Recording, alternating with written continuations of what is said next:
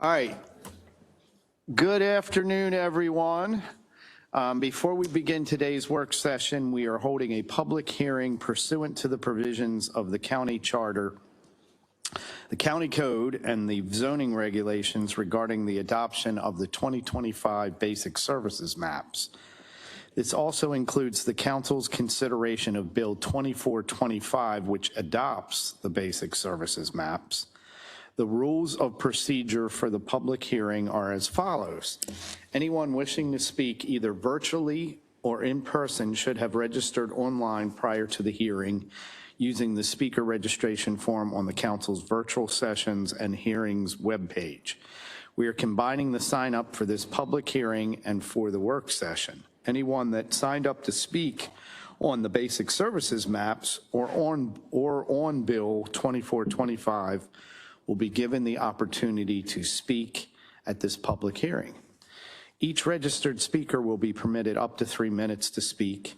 Director Lauren Buckler and her staff from the Department of Public Works and Transportation, DPWT, as we affectionately call it, will first speak on the proposed 2025 basic services maps. Ms. Buckler, welcome to the chamber, as always.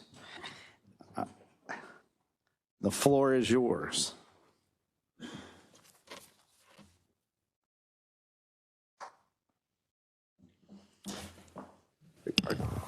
Ms. Buckler's presenting first, and then we have speakers, correct? Okay, thank you. I thought that was the case. Good afternoon. This is the second work session for the 2025 basic service maps. This bill was introduced on April 7th, 2025 and presented at the April 15th work session. Article 4A of Baltimore County zoning regulations requires basic service maps to be created annually for water, sewer, and transportation. On February 20th, 2025, the Planning Board voted to recommend adoption of the basic service maps that had been prepared and presented by DPWT. I'm going to talk through a quick summary of the deficiencies and areas of concern in these maps. For the water map, like last year, there are no deficiencies shown in the 2025 basic services water map. On the transportation map, the 2025 basic services map shows there are 11 intersections rated at an F or an E level, which is failing. All 11 are state roads. The state rates intersections differently than the county. These are the same intersections reported as failing from the prior year. For the sewer maps, the 2025 basic service maps show 1 deficient area and 5 areas of concern. Even though these are the same areas reported last year, we've made significant progress in eliminating these areas for the future years. Projects to eliminate overflow structures in the Herring Run, Pikesville, and Gwen Oak have been completed. The structures have been closed and we're in the post-monitoring period. All of these areas should be removed from the map next year. 1 overflow structure remains at the west low-level area near Frederick Road at the city-county line. Elimination of this structure is pending design and construction of capacity improvement projects within Baltimore City. The city and the county have been coordinating on modeling efforts to determine the extent of that project. That area will remain on the map until the future project is constructed. In the Perry Hall area, the county will begin bidding and starting construction later this year on the Richland Manor pumping station and force main. Construction is estimated to take 2 years. Upon completion, that area will also be removed from the maps. In the Brooklynville area, design, permitting, and property acquisition are completed for a new sewer project. Once construction of that project will happen, then we will be able to eliminate capacity restrictions in that area of concern. And just a point of note, DPWT continues to review every single development plan submitted. We assess for adequate public facilities to exist and at that site, and if there's not, we give proposed solutions to that. It's up to the developers to address those solutions, and it's their responsibility to include that construction to address the deficiencies. Happy to take any questions that you have. Councilman Marks. Thank you very much. Ms. Buckler, I think you know what I'm going to ask you about. The intersections that are centered at Maryland 150 Eastern Avenue. Could you describe the ratings, the the ratings assigned to the 3 intersections in that area, including the intersection with Lynbrook Road? These are the ones near Aviation Station? That's correct.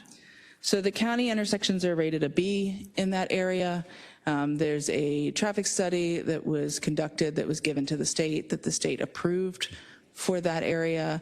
That traffic study does say that they're going to extend a left-hand turn lane in one of the directions, and that would be on the developer to do as part of the development. But that's through the state. Again, that was approved through the state. That modification was approved through the state because it's Eastern, which is a state road. Right. I mean, I know that that is a very heavily traveled corridor with a history of accidents. It is a state highway, though. It is not under county jurisdiction. That's correct. Okay. You did look over, your department did look over the study that I gave you that was prepared by an independent body looking at that corridor? That is correct. Do you have any general observations about that study? Does it contradict anything that you came up with regarding the basic services maps? No, it doesn't contradict anything regarding the basic service maps. It proposes improvements, and those proposed improvements were accepted by State Highway. Okay. And State Highway Administration ultimately would be the ones to issue access permits for any project that would come along that section, correct? That is correct. Okay. Thank you. Mr. Boswick, can I ask you a question or two? Certainly. So if the county council were to adjust the ratings from a B to an F, it would need a justification to do so, correct? Yes. What type of justification would that be? Well, if the council decides to alter the standards, the mapping, for water, sewer, or transportation, there needs to be an objective, articulable rationale or justification for doing so. There needs to be, some type of extrinsic or even anecdotal evidence to show that change would be warranted one way or the other. Okay. From a practical standpoint, if an area has a commercial revitalization district, that is somewhat exempt from the standards of the basic service map, correct? In terms of permits being issued. Correct. The provisions of the basic services mapping standards do not apply to development within a commercial revitalization district. And that's been a long-standing part of county policy, correct? Correct. In fact, it is a specific exception in Article 4A, the growth management article of the zoning regulations. It's been that way for a long time. Okay. Okay. Thank you very much. Councilman Patoka?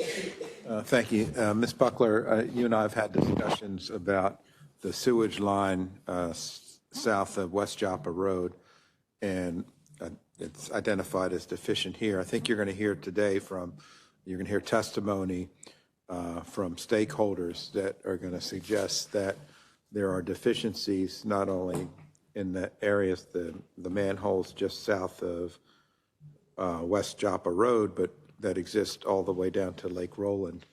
And some of the stakeholders shared with me a spreadsheet or a matrix that showed numbers at each manhole, and the illustrated levels of capacity, percentages of capacity that are measured during dry times and also during wet times. And some of it was alarming to me, and I know that there's been a difference of opinion between some of the stakeholders we're here from today and DPW. And so I just wonder, is there a way for us to all get on the same page in terms of capacity on these 3 sewer lines that all come into Lake Roland into an interceptor there? I know we've had, there's been an RKK study, a Hazen study, and 2 other studies, I think, that have shown different alignments of information. Yeah, so I'm happy to speak to that. So the Lake Roland area that you're referencing, we do have an active project in that area. That active project is a structural repair and aligning of the existing piping. It's not capacity related. The basic service maps, the way that they're described in county code, is for us to declare the area deficient, it's about capacity for treatment when it gets to the end of the line. That's how it's defined. So DPWT provides background information based on what's defined to meet the standards of code. There is capacity at Back River and Patapsco. That isn't an issue. The only area that's shown that is deficient on the maps is Richland Manor, because the Richland Manor area has its own pumping station right now. It doesn't, or its own treatment plant right now. It doesn't feed into Back River or Patapsco. And that treatment plant is at capacity. So there's a limit at the end of the line for capacity, which is why that's defined as deficient. And that's how code tells us to do it. It's not about the individual sections of pipe. It's not the network of piping. It's not the network of treatment pipe. at Back River or Patapsco. Correct. That's how county code defines how we do the calculations for the basic service maps. There are several studies for that area. We have been spending millions of dollars over the last 10 years in that area to deal with capacity concerns, to deal with pulling, it's illegal to have your storm rainwater gutters on your house connected to the sewer system. The county's done extensive testing in order to eliminate that. We've done extensive lining of the pipes to eliminate infiltration from rainwater in the ground into those pipes. So that's what we've been studying more recently through that Hazen report, is what do things look like now since we've spent millions of dollars in that area. So what we've done in the basic service maps is what complies with county code. So how do we determine, so for example, in a wet situation, you'd have a certain level of flow going through the pipes that would end up at Back River, let's say on the west side. And then if there are rainy conditions and there's infiltration during the rainy condition, and all of a sudden the flow is doubled, and then actually the rainwater then gets treated at Back River, the mixture of rain and sewage gets treated, does that level of capacity get evaluated in any way? The combination of both sewage and rainwater that has infiltrated into the piping? So this is the reason we've done so many projects over the last 10 years to reduce that infiltration. So if you're referencing the study results from over 10 years ago, which is one that keeps getting brought up, they are from prior to us doing the work to reduce the infiltration in the pipes. So at this point, we've completed the work for most of that area, and we've reduced the infiltration. The project that's active in Lake Roland, that's the subject of the Rambo report, is the structural repairs for that pipe because of the age of the pipe. It's not the capacity. It's not related to the infiltration from the work that we did upstream. It's also not part of the consent decree. It's a separate thing just because our engineers watch the condition of our infrastructure. So just like we would replace a bridge because it's starting to rust underneath and we're checking the substructure, it might be something that you can't see, but we've recommended replacement, we plan for it in the capital budget, and then we move to do it, even if it's not part of some other major program, which is the case for the Lake Roland project. So if you line the sewage pipe, and I think In Situ Form is a company that does it, or is that the style when they say In Situ Form? Or lining it in place, I think is. I'm going to ask Deputy Eichholz, is In Situ Form the company or the material? Yeah, I think it's like Kleenex or something like that, where you use that one, even though it's other folks that do. Yeah, what is the technology? Yeah, yeah. Gotcha. So when you do that, when you keep a pipe in place and you line it, so I just want to understand the logistics of it. So you create a bypass, right? Is that correct?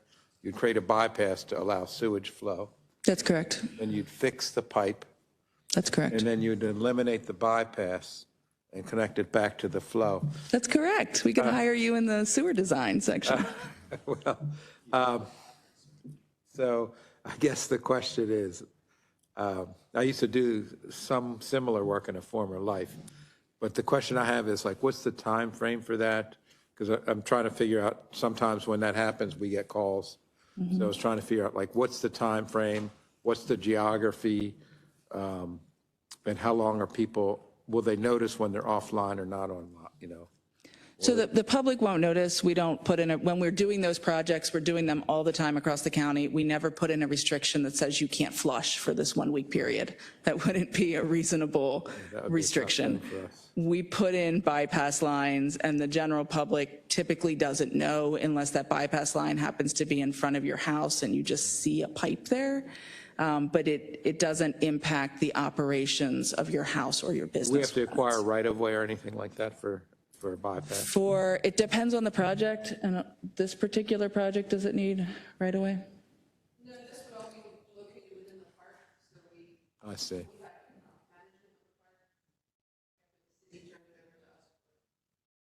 Do some of do the nature councils?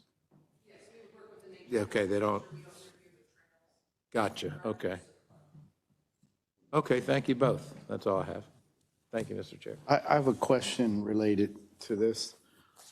So you're saying in county code, it only matters if what gets treated at our treatment facilities, not, again, because one of the issues that we've had in the Lake Roland area is that pipes are, I don't know if the right word is failing, but when we have a heavy rainstorm, manholes blow off and raw sewage comes out of the pipes into the park. And we've had documented cases of that where people are hiking and find toilet paper in the trees, or, there's been discharges. Do we think the relining is going to take care of those kind of overcapacity situations on that pipeline? So the most recent one that happened in that area was related to capacity issues between the city and the county and pump stations at the time, not the pipes in that vicinity. So it's an active system. There's always different issues occurring, different things happening in different areas of the system. So there was a capacity issue at a city pump station at the time that led to that overflow in the Lake Roland area. It's not related to the pipes. Even had we done this project, it wouldn't be related to this project. It was related to a project the city was doing. This is one of those other complications we have because we have this shared system with Baltimore City and the operations of that and sharing what's down on their side and how it connects to what's down on our side. We're in a very unique situation with the city.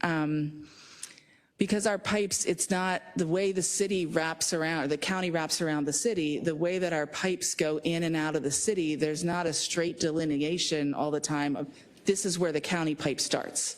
It might be county, city, county, and it's the same sewer line. It's just snaking around.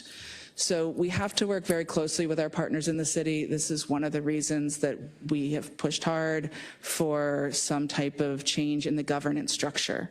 The county doesn't have a say in the overall governance structure of the water wastewater system that serves the entire metropolitan area. We have a say just in the operations on our side of that system. But there are things that interplay with our side of the system that we've been working on through the state legislature the past 2 sessions to have work groups and analysis of what this governance structure could be in the future.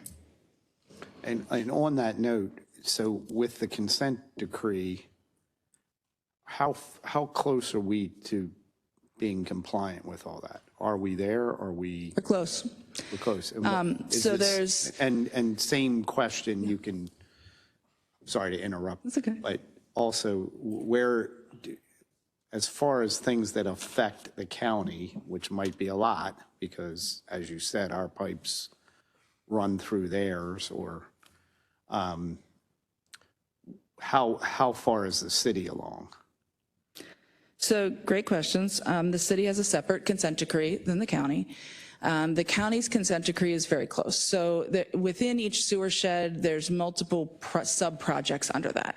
There's between 150 to 200 sub-projects. Of those, there's 25 remaining. The rest are complete, closed out.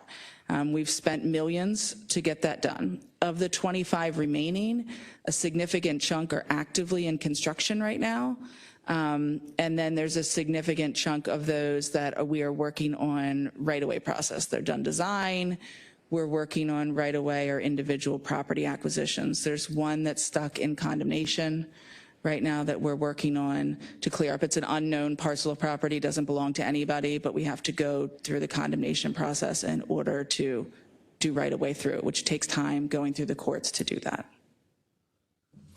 As far as the city's consent decree, it's separate than our consent decree. I don't know their timeline or the status of their projects. Okay. Any other questions for Director Buckler? Are you staying with us for the speakers, or are you? I will be here. Oh, good. Ms. Belcastro, it looks like we have several speakers on the basic services map. Do you want to call the first speaker? Yes, sir. Our first speaker is Mary Muth, who is on virtually. Ms. Muth, you may unmute yourself and begin your testimony. Hi, everyone. Good afternoon. I am Mary Muth. I'm the president of Bowleys Quarters Improvement Association. Wanted to speak to you today about basic services map, in particular, the intersection at Lynbrook and Eastern. We believe that the evaluation and grading of intersections is best done by using a consistent process and should be fact-based, using an objective method, and performed by someone who's trained in that area of expertise. We hope that everyone recognizes it's important to continue with the road improvements in this corridor. Of special note, we all recognize that these improvements are needed, and often this comes down to funding. But there is funding available by the developer in this area, particularly critical in this time of limited funding. So let's take advantage of what they can offer us. The community sees this as a wanted and needed improvement, road improvements in this area. The downgrading of that intersection could have a negative impact on Aviation Station, as well as any other changes that are happening to current businesses or development of new businesses. Speaking of Aviation Station, that land and buildings have been in an inactive and in a deteriorating state for decades.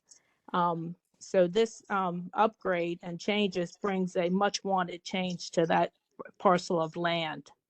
And it's not just one intersection.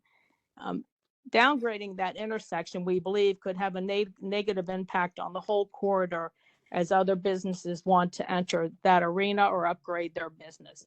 So we hope that you'll give serious consideration to using that consistent process of grading intersections, and not one that's perhaps motive driven. Thank you. Thank you, Mrs. Muth. You're welcome.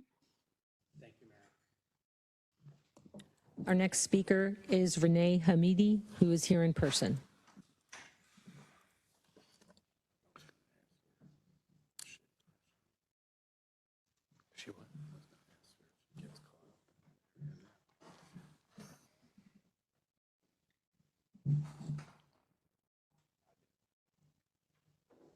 Good afternoon, Chairman Ortel, council members. I'm Renee Hamidi. I live in the Jones Falls sewer shed.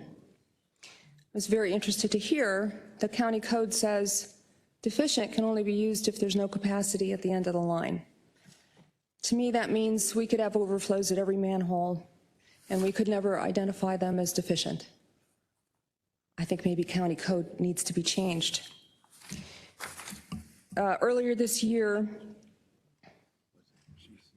the county was assessed a penalty of over $700,000 for 284 sanitary sewer overflows for calendar years 2019 through 2022. They got that cut down a little bit, but that's a lot of money for a system that's not deficient. In 2021, there was a report by yet another consultant. We talked about RKK, RJN, looked at specifically pipes in the Jones Falls sewer shed. It found that not only were they still over capacity after being rehabbed, they were even more over capacity after the rehab. I think there is a problem in the sewer shed. I think pipes are overflowing. And I'm asking you to declare it deficient, even though that's apparently not according to the meaning of county code, if only to prevent further development from further overloading the sewers until they're repaired. Thank you. Thank you. Thank you. Our next speaker is Greg DeHoff, who is here in person. Mr. DeHuff, how are you? We never see you.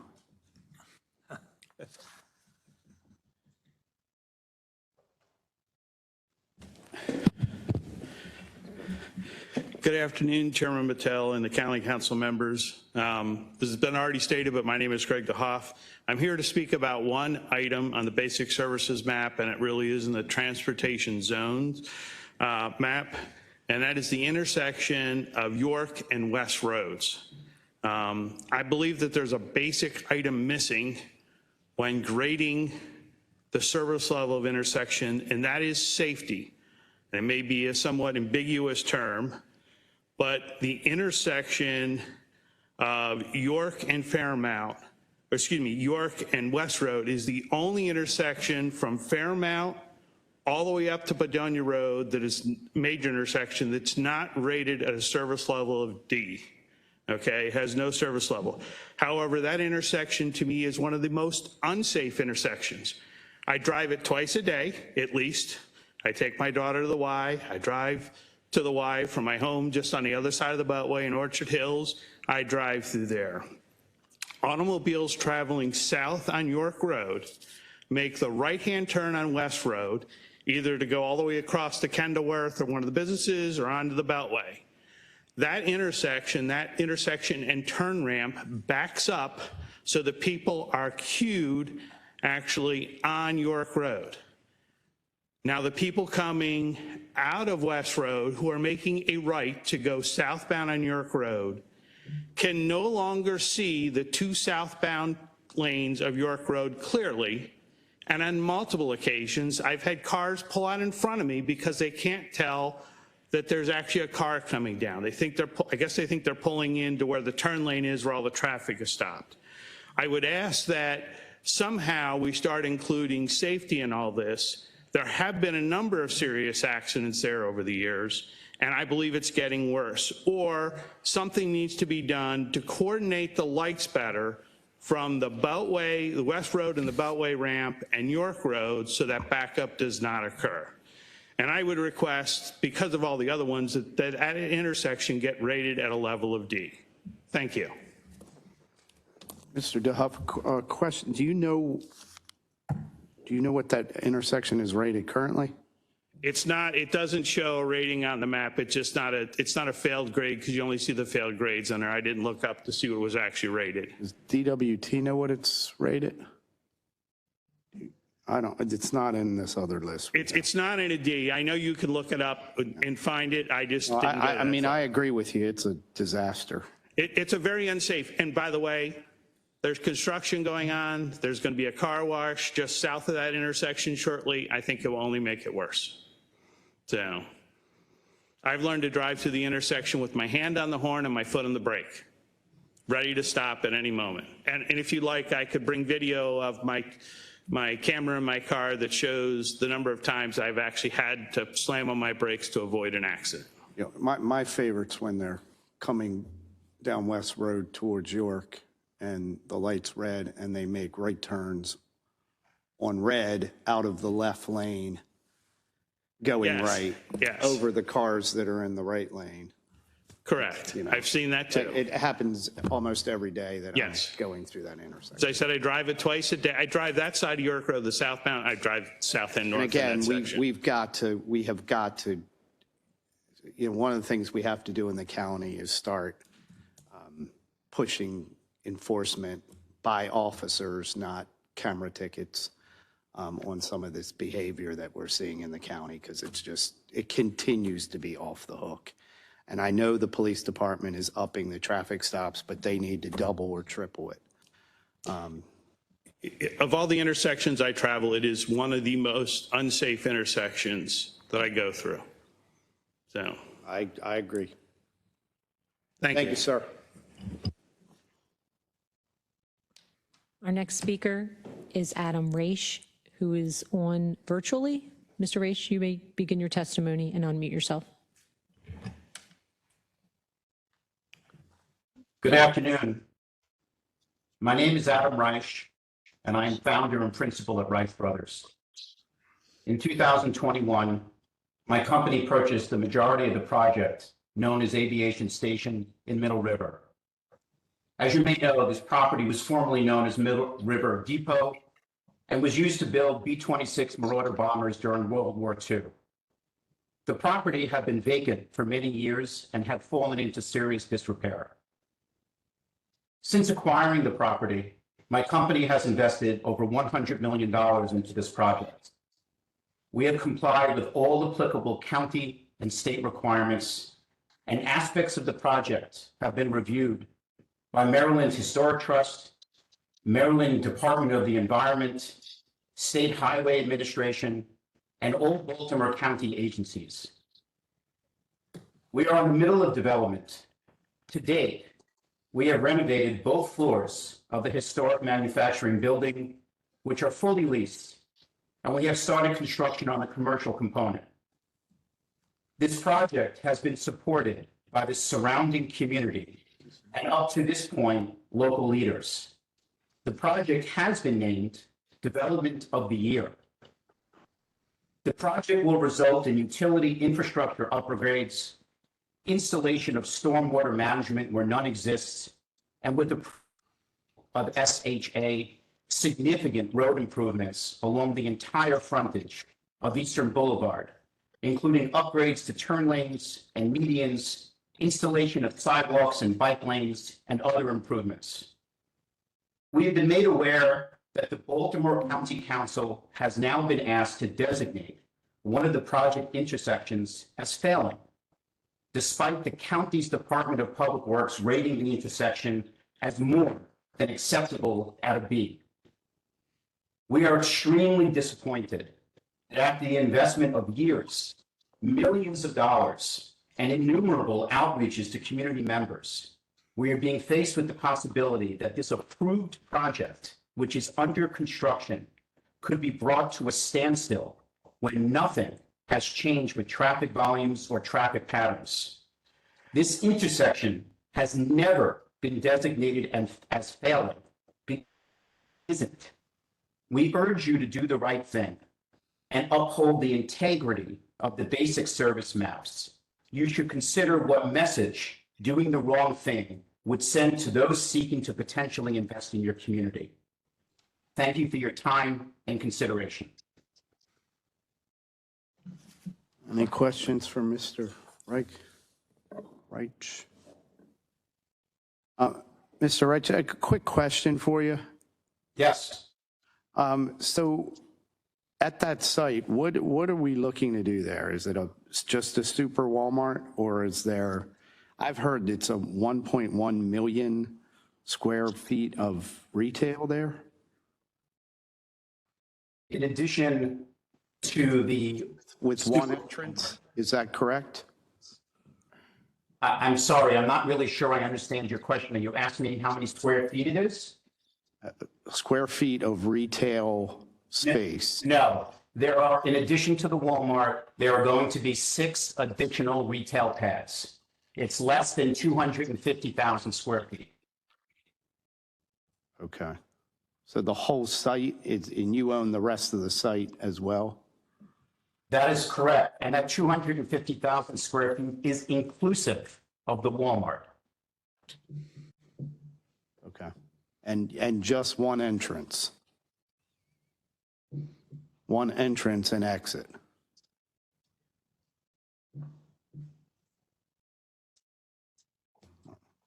Sorry, I apologize. You broke up there at the end. What did you say? Said, so it has just one entrance and exit? No, there are multiple entrances, both egress and ingress. Okay. All right, thank you, sir. I appreciate it. Thank you very much. Okay, Ms. Belcastro, next speaker. Our next speaker is Wes Guckert, who was on, one moment. Wes Guckert, who is on virtually. You may unmute yourself, Mr. Guckert, and begin your testimony.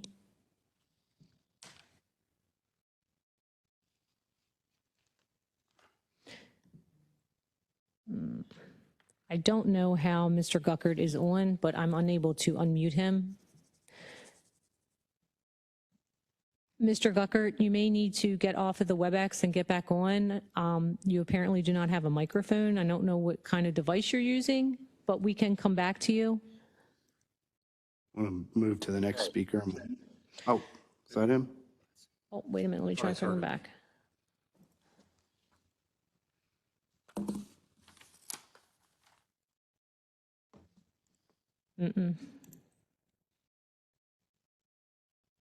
Let me see if he's, no. I just wanted to make sure he wasn't on by phone as well. Sometimes people do that. No, I'm unable to mute him. Unmute him, I'm sorry. Okay. Our next speaker is Michael Cooley, who is here in person. Is he? Mr. Cooley?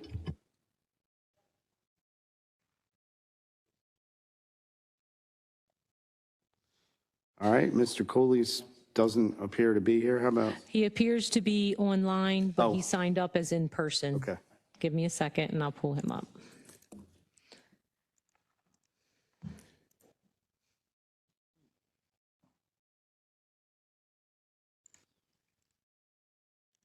Mr. Cooley, you may begin your testimony. I thank you. Sorry about that. Had a scheduling issue. My name is Michael Cooley. Thank you for hearing me, Mr. Chairman and members of the council. I reside at 5 Hidden Cove Court, which is in the Fairwinds community in Middle River. I'm the president of Fairwinds. I've been the president for most of the last 20 years. Fairwinds community is accessed by Mariners Point Drive off of Eastern Boulevard, just to the east of Lynbrook and Eastern Boulevard intersection. We're greatly concerned about the proposal to fail the Lynbrook Road intersection with Eastern Boulevard on the county's basic services traffic map. Ours is the closest residential community to this intersection and is the one most impacted by improvements, or rather lack of improvements, along Eastern Boulevard in this area. We want to see those improvements made, and without development proposed, they will not be made. Failing this intersection does not help our community. It will only hurt it. It would postpone, if not eliminate, the needed improvements and thereby impact the safety of our residents. Failing this intersection is designed to perpetuate the status quo and to stop all new business and growth controlled by that intersection. But new growth in business sometimes brings improvements and safer conditions. That's what's happening in this case. Preventing future growth and development by putting a moratorium does nothing for our existing safety issues.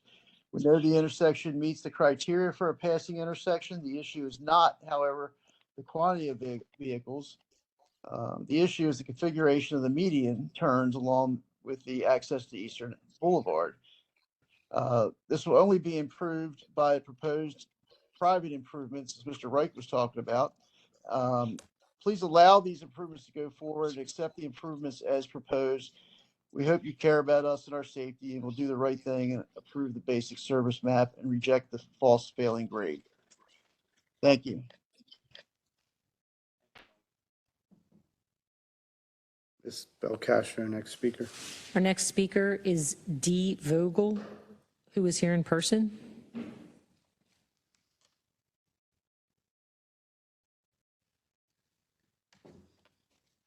Right there, Mr. Vogel. And you got, there's a button on that mic and you just press it and it'll turn green and then we'll be able to hear, or the viewers at home will be able to hear you probably. You press that button. Yes. Mr. Chairman and members of the council, my name is D. Edward Vogel. I own and operate the Benji's Drive-In Theater in Middle River, Maryland, which is a Baltimore County landmark. It's located at 3417 Eastern Boulevard between Lynbrook and Carroll Island Roads in Middle River. I'm concerned about a proposal to change the basic services traffic map to fail an intersection of Lynbrook and Eastern Boulevard when the factual data shows that it is passing.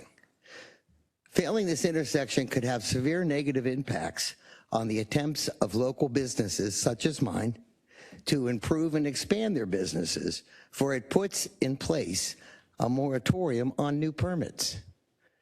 It would also virtually prohibit the granting of any zoning special exceptions, because with a failing intersection, how would you prove that your business will not create traffic congestion? With regard to the traffic issues on Eastern Boulevard, we realize that there have been a lot of accidents, if not at that particular intersection. Developers of the adjoining property have been required, as a condition of going forward with their proposed development, to install over $4 million worth of improvements. These improvements will never be made if their project is halted.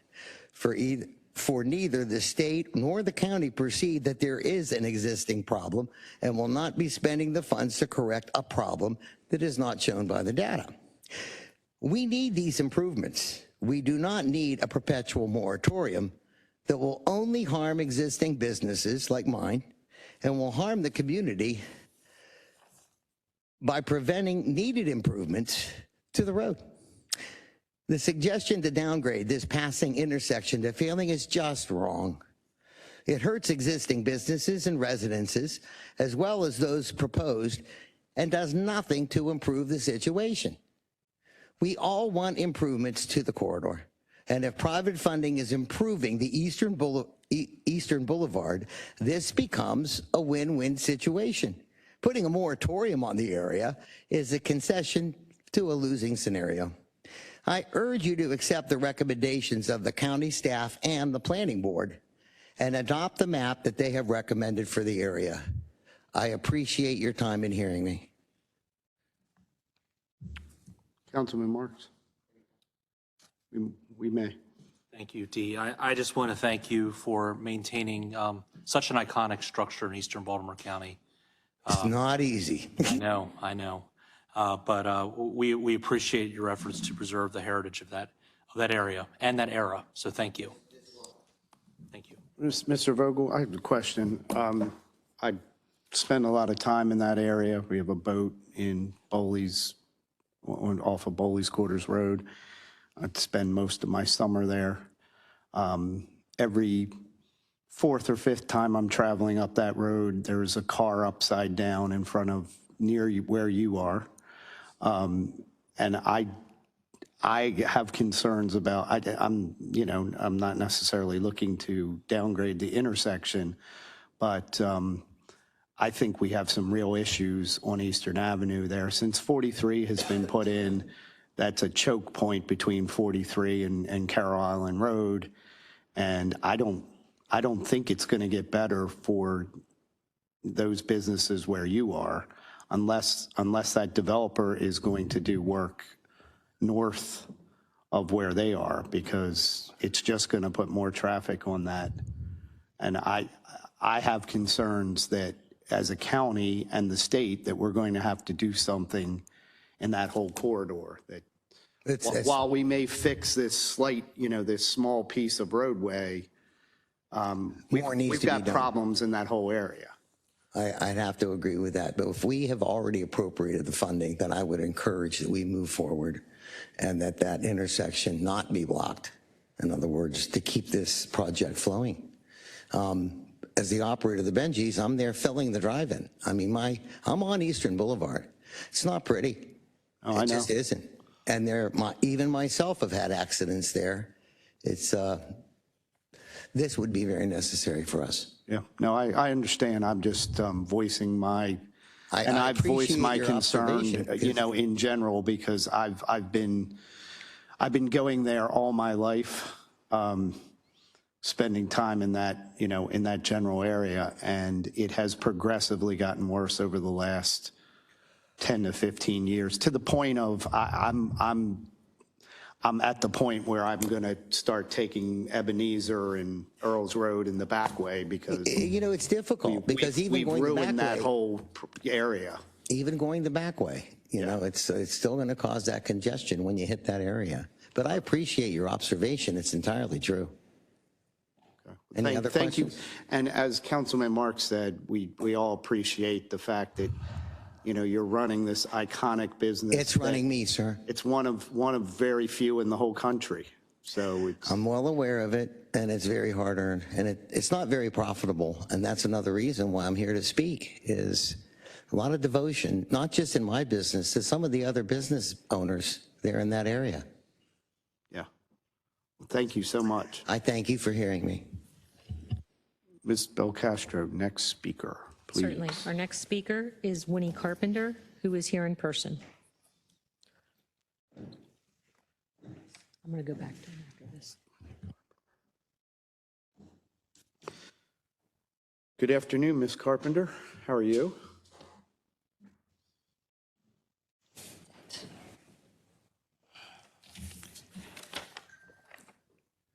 Good afternoon. My name is Winnie Carpenter, and I live in the small mill town of Oella, home to two national historic districts, Ellicott Mill and Oella. Both districts lie within the largest failed traffic shed in Baltimore County. For the past 4 years, our county traffic engineer and planning board have recommended and voted to keep the failing traffic shed intact, and we thank them. And every year, our historic districts have been carved out of the map. Starting with Tom Quirk in 2022, Ellicott Mill District was removed to support the redevelopment of our mill into 190 luxury apartments and a destination restaurant in a floodplain. Administrative Law Judge Mayhew stated that there are obvious concerns for traffic and parking, that this would undoubtedly worsen traffic along Frederick Road. But that issue was removed from his purview by your vote for Bill number 2522. And then Pat Young was elected, carving out both our historic districts from our failed traffic shed. Charles Weygandt devoted 40 years for the preservation of Oella. He bought and renovated 170 homes inside the Erdel, which did not have water and sewer until his help in 1984. And he welcomed the prior occupants back into their homes, which now included an indoor bathroom. He worked tirelessly to secure the historic status for Ellicott Mill and Oella neighborhoods. He did not do this for fame or wealth, but for a love of our mill town. 40 years he worked on our town. And for all of Charles's efforts, a stroke of the computer key changes a date on Pat Young's amendments year to year to slice those very districts from the basic services maps.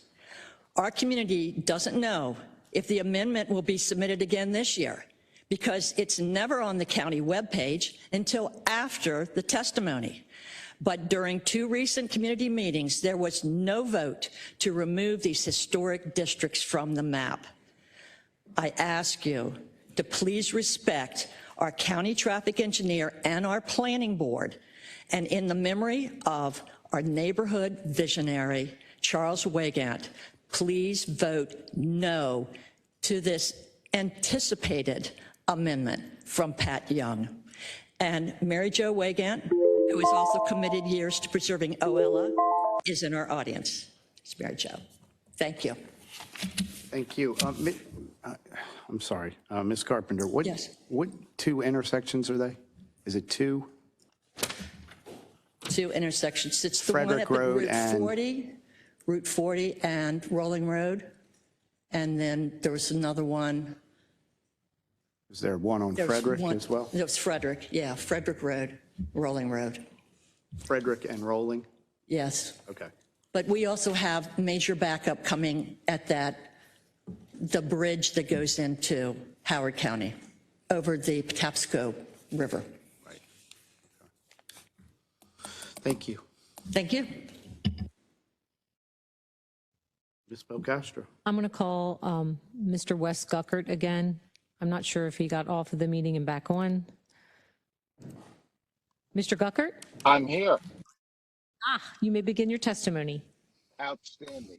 I want to talk just for 2 minutes about York Road and Ridgely Road, because over the last several years, both the Maryland Department of Transportation, State Highway Administration, and the Baltimore County government have undertaken traffic studies at that intersection of York and Ridgely Road to examine conditions and peak hour level of service. As you may be aware, since at least 2019 and before that, not once has the government, either the state or the county government, found that intersection to be operating a failing level of service. Each year that either the state or county undertook the study, they found it was operating level of service C or better. It is not reasonable, in my opinion, to automatically expect that the intersection is operating at a failing level of service when it's been operating satisfactory for so many years. It's important to remember, because this is all about the Lutherville Station project, it's important to remember that when the project does move forward, the developer will be required to again undertake a very detailed traffic study. And if government, either the state or county government, finds that road improvements are needed, the developer is going to be responsible to make the improvements, to design them, and to build the improvements. So the Baltimore County Department of Public Works is responsible to determine the level of service at each signalized intersection. It is the county traffic engineering staff that makes the determination of whether it's failing or not, and they always are coordinating with the State Highway Administration. So those are my comments. Thank you very much for your time, and more importantly, thank you for taking the ability to get me unmuted. That was very kind of you. Thank you. Thank you, Mr. Guckert. Ms. Belcastro, next speaker. Mr. Gontram is up Our next. next speaker is John Gontram, who is here in person. Mr. Gontram, how are you? Good to see you. I somehow knew you were going to say that.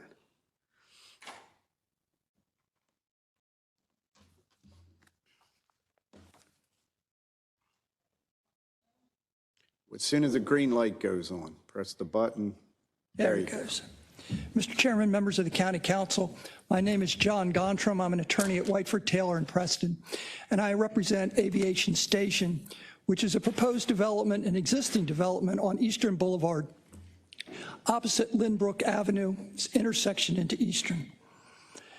I'm here tonight to ask you to please approve the basic service maps as recommended both by the Department of Public Works and Transportation and by the Planning Board. There are few things in the county where you receive data, hard data, not just opinion, but the basic service maps are one of them. The traffic counts are on a state highway are performed not just by the state, which uses one methodology, but by the county, which uses another methodology. When those counts basically come up with a grade that is passing, then presumably we as the public can rely on that grade. It is not something to be changed by opinion or by non-experts or by people who haven't counted to fulfill some other objective.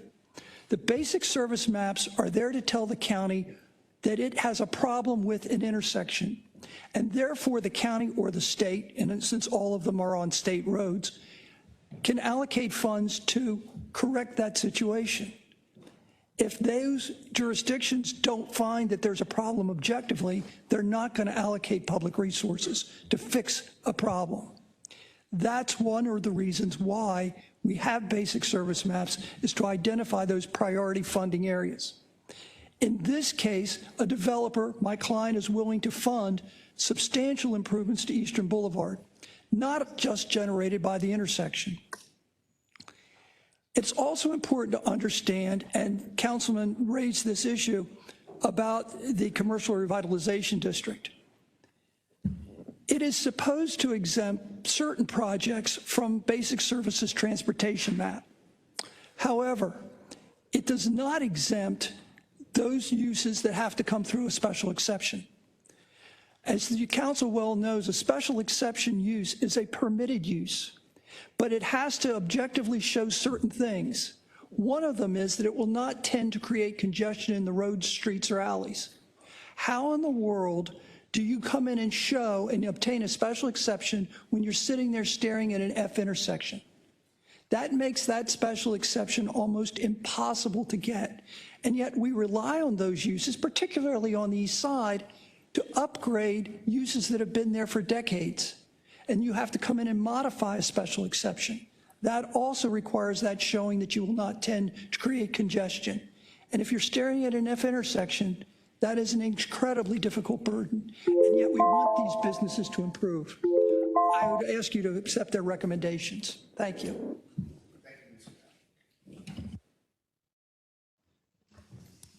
Ms. Belcastro, next speaker. Our next speaker is Paul Treesh, who is here in person.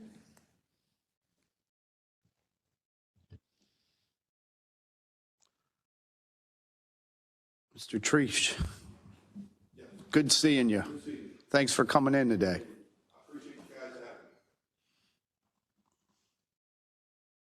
Just going to press that button on the... All right, well, I appreciate you guys having me today. I'm not an expert or nothing, but I've been in construction for about 30, 35 years now. I have a business on Eastern Boulevard. There's been a ton of accidents on Eastern Avenue. A lot of lives have been lost.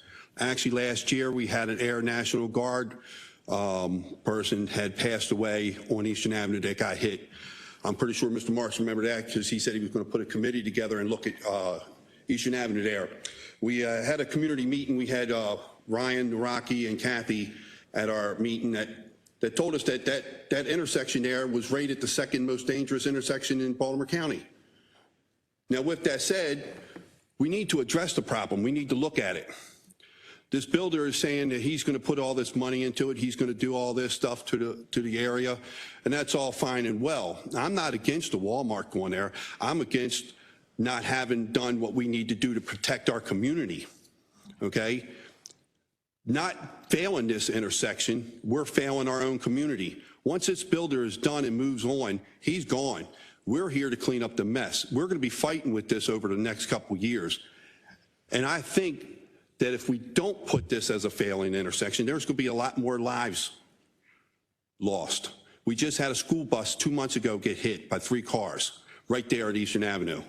Nobody's talking about the loss of life. Nobody's talking about the impact to our community. All everybody's worried about is the money that's going into this development. Nobody's looking at our community. They did not address nothing in 8 months since they've been digging there until I brought a lawsuit against them. Then they decided to fix their problem of the chemicals releasing into our bay. What makes me believe that they're going to do anything other than what's best for them and not us? I'm asking the council to please help us. I'm here speaking on not only myself, but members of my community and other businesses in the area. I'm pretty Mr. Marks got an email from the Gerspec's supermarket. I'm here speaking on their behalf. I'm here speaking on the teachers union behalf that's from Middlesex Elementary School and the teachers. We're not happy with this. We can sugarcoat it all we want. Bottom line is that intersection is bad. It is very bad. You can look at the statistics. Any lawyer that's sitting here or anybody from another firm or anything sitting here talking about anything other than that is lying to you and lying to themselves. We need to fix the problem. Studying the problem and coming up with a solution to fix the whole problem, not half, is the best way to go, I think. I agree. And like I said, I see it every time I'm down there. Like I said, I swear it's almost every fourth or fifth time I'm there, there's a car literally upside down, you know, at the sub shop there or the, you know, further up. It's just, it's all been in the last several years that suddenly, I think since the 43 traffic has picked up, Greenlee's been there. A lot of people coming down Eastern Avenue now. I agree. I mean, the volume of traffic between that light at 43 all the way up to Earl's Road, really. Actually, Earl's Road would be where it is. I mean, not too long ago, they asked not to have houses put back there because of the traffic, and they stopped that. That's only 3 blocks down the street from where we're talking. It's madness to think that the builder himself said it was going to take 12,000 more trips in our area, and you don't think that's going to impact the traffic? You know, the statistics don't even lie. I agree with the gentleman that was just up here. It don't lie. But what you can't do is, elude yourself to think that 12,000 more trips ain't going to impact it. It's crazy. It's already, people are getting hit and killed now. People are dying. This is our community. We live there. We invest in our own community. I invest in it. I work there. I do work for these people. I'm telling you now, this is not the way to go about it. If we can look at this, and what's going to harm anything from waiting? You think another new business is going to come there and open up in the next year? No. There hasn't been no other new businesses down there. We open up a new big one over here, and then we shut down another 15 more. Gerspex has been in the community for decades. So we're looking at shutting them down. Where are these people going to work at? Well, Walmart, half of them make a lot more than what they would make at Walmart. Financially and stability is not on their part. They're not thinking about our community. If you can please reevaluate this and fail it and give the chance for the county and everyone else to look at this intersection at a broader view, not just, well, we're going to invest $4 million into the opening here and that's going to be the end of it. We have to live here and deal with this later. We're going to be back here at this table fighting with the council again to get more funding to fix the other areas that's not been fixed. Why not do the whole thing? Why not come up with a plan? What's the harm? What is the harm of that? When somebody says hurry up and ram it through, that's what you're doing. You're ramming it through. You're telling the rest of the community, eat what we're telling you to eat and get over it. So again, I appreciate, I'm sorry for my candor. No, it's all good. I just appreciate you guys having me here. Thank you, sir. Thank you. All right, have a good day. You too, you too. Our next speaker is Julia Nickel, who was here in person.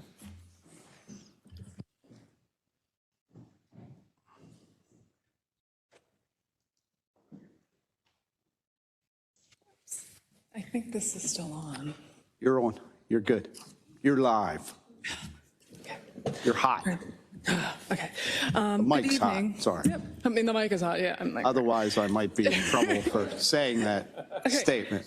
all right. Good evening. My name is Julia Nickel. I'm a resident of Baltimore County at District 1.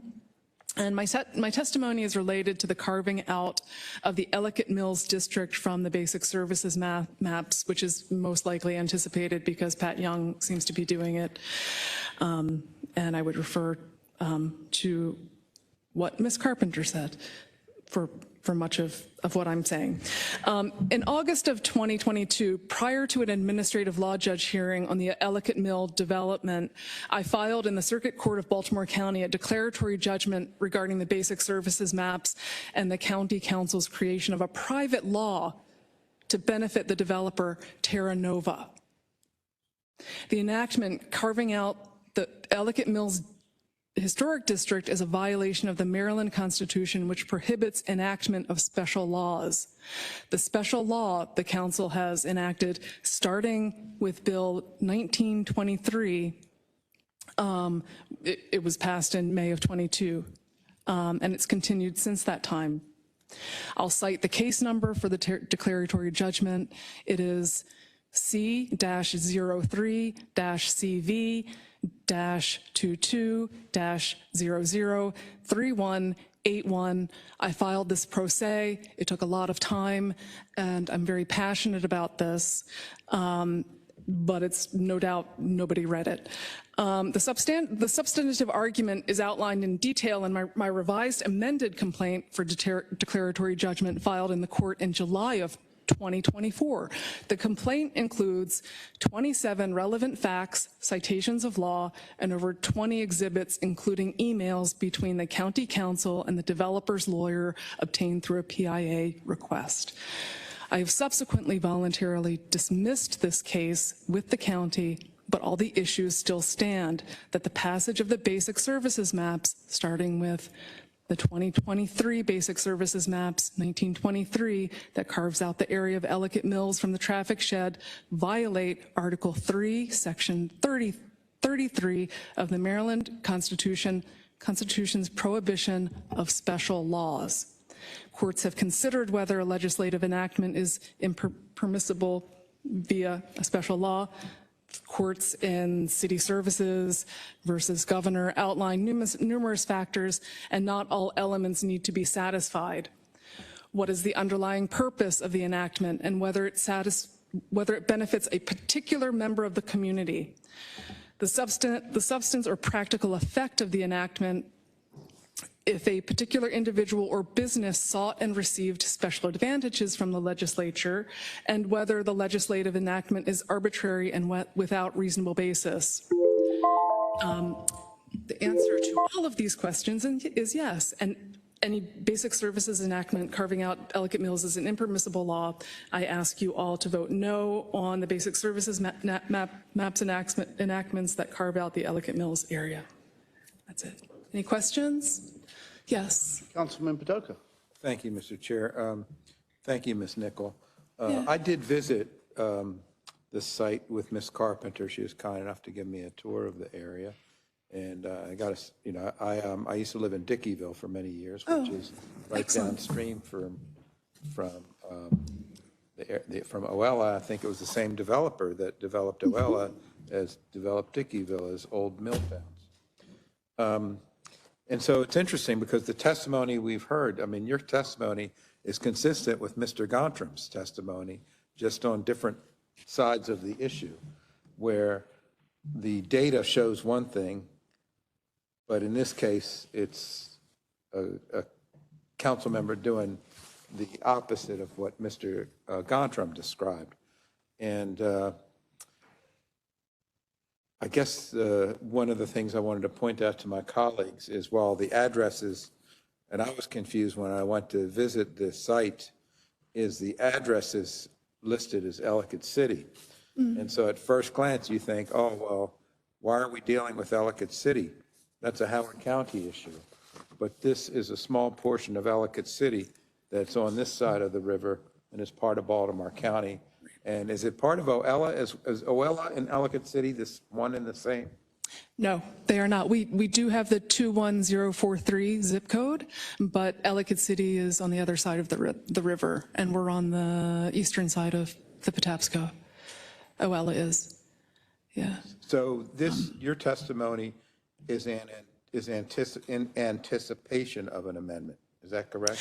Yeah, it's very likely that, I mean, we're anticipating that Mr. Councilman Young will most likely want to carve out the Ellicott Mills Historical District and now the Oella Mills Historical District, and that is concerning to us. If I could ask the council secretary, has that amendment been drafted or submitted to the members?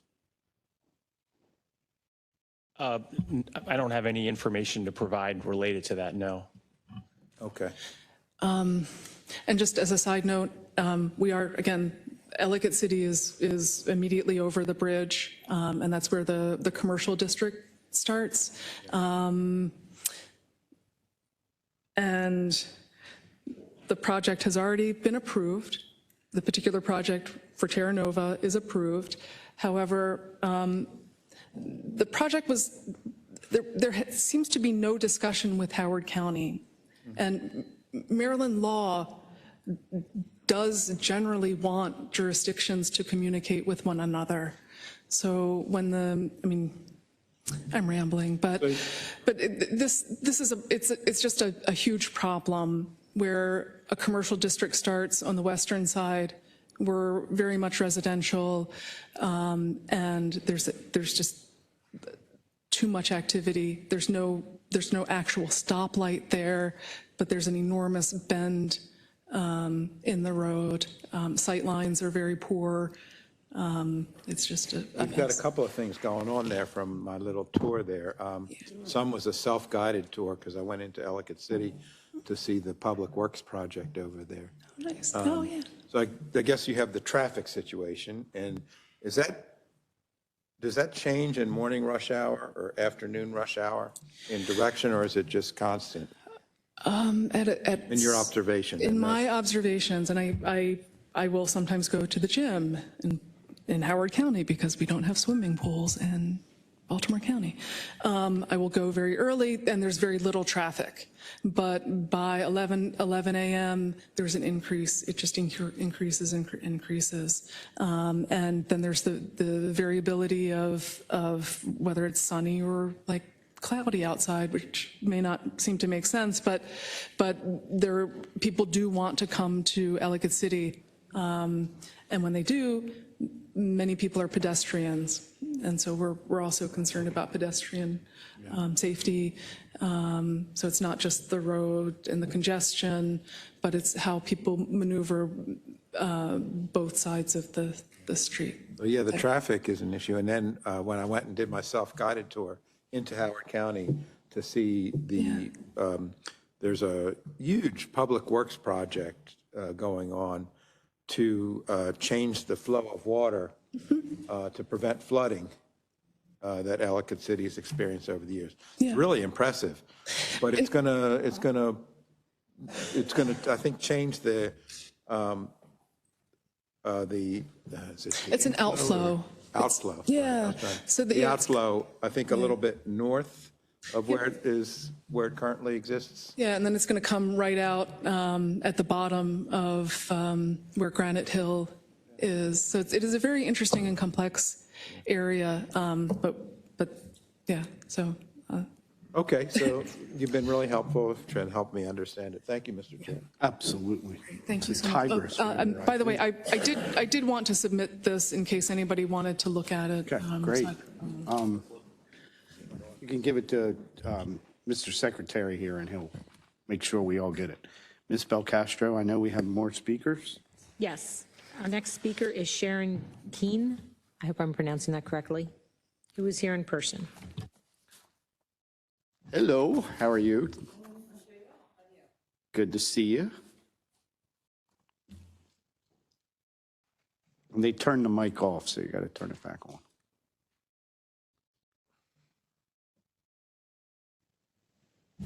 Here we go. Good afternoon, Mr. Chairman and members of the County Council. My name is Sharon Keene, and I'm the president of the Chesapeake Gateway Chamber of Commerce. We're located at 415 Williams Court, Suite 102 in Middle River. I'm here this afternoon because of the suggestion made to Councilman Marks about the intersection of Eastern Boulevard and Lynbrook Road and downgrading that on the basic services traffic map from a B passing intersection to the F failing intersection. The Chamber of Commerce opposes this suggestion and asks that the recommendations of the Baltimore County Public Works and Transportation staff and the Planning Board be accepted. It's my understanding that the Basic Services Transportation Map, as mentioned previously, is an objective and data-driven study that's used to provide information to elected officials and to the public about existing intersections that are deficient so that improvements can be made. So it's intended to identify where public resources are needed and prevent additional traffic from going through that failing intersection until those improvements are made. So, you know, it can be a very helpful tool when you have a truly dangerous intersection. And I'm not saying that that stretch of road doesn't have its issues. And I believe that, you know, the SHA and the developer and others are all looking to find ways to make improvements there. So However, that process is not intended to kill or halt development unless the data indicates that the intersection is indeed failing and immediate remedies are in the works. So at the Chamber, we have concerns that dramatically downgrading this or any intersection from a B rating to an F could have the impact of halting or killing proposed development or redevelopment because the intersection is not failing. Public resources at the county and state level can't fix a non-existent issue. So improvements would not get made, and some of the businesses in this newly designated and much needed commercial revitalization district could have to go through extraordinary measures to improve their properties.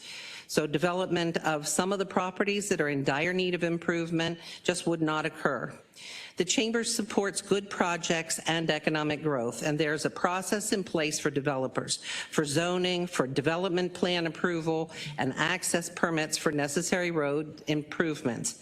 In this particular area, road improvements to accommodate additional traffic have been proposed and would and should be paid for with private money. And this can't happen if the improvements are not allowed to occur. Utilizing the basic services maps device to halt development sends entirely the wrong message to anyone seeking to do business in Baltimore County. It means that after successfully going through a lengthy and costly approval process, the rug can be pulled out from under the developer and further approval can be withheld indefinitely. So it's totally contradictory to the state purpose of development regulations and totally contrary to the purpose of the basic services maps. We urge you to accept the data and approve the transportation map as recommended for this intersection. Thank you. Thank you, Ms. Keene.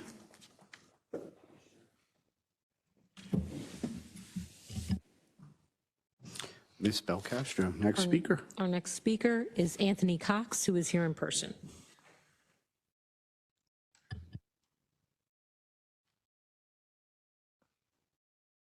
You have Paul Treach on here twice too, by the way. You see that? Let me scan the attendee list, but he registered as in person, but you never know. Hold on just a Well, second. he already spoke, see, but you have him on virtually too. Anthony Cox. No, I'm talking Mr. about- Tricia had him on here twice, but I scratched him off my list, so I won't call him again. It was Yeah. just a housekeeping item Yep. while you were waiting. I caught that.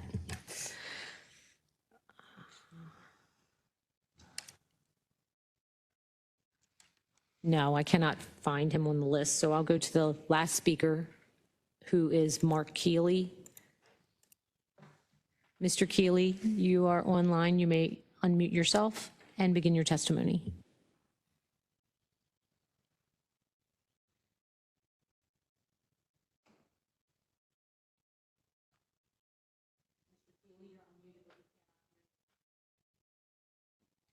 Mr. Keeley, you're unmuted, but we cannot hear you.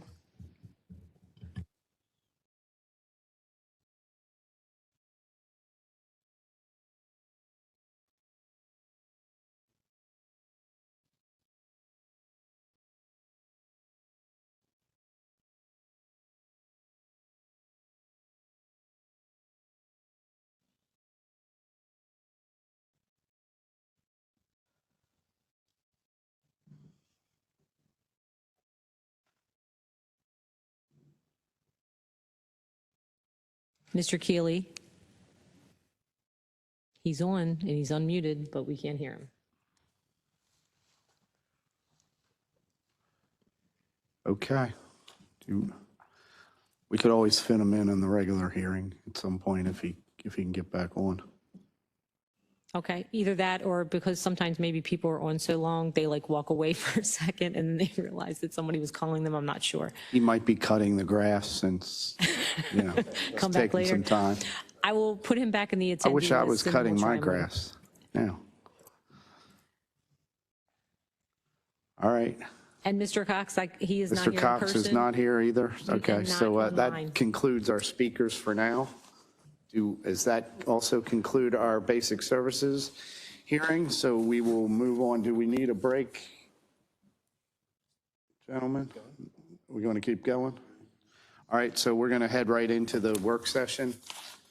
And first up unbelievably, so we're going to start our work session for Legislative Day 9. Unbelievably, our first speaker is Major Wydick from the Police Department. First? First? I must protest, Mr. I just want you to note that I moved you up and didn't. I protest, Mr. Chair. Major Councilman Patoka fought hard against this. He asked me to move you back. I said, no, I'm not doing it. Thank you very much, council members. Mr. Chair, I have Police Foundation Awards tonight to go to. Baltimore County Police Department is asking to accept a donation of one trained facility dog from What's With a Mission to assist Baltimore County Peer Support and Wellness Team with promoting and fostering mental health services for the department officers, professional staff, retirees, and their families needing bereavement support and other counseling. What's With the Missions values the dog with 2 full years of training. It's approximately $60,000. There's minor expenses in the procurement of the dog from the police side.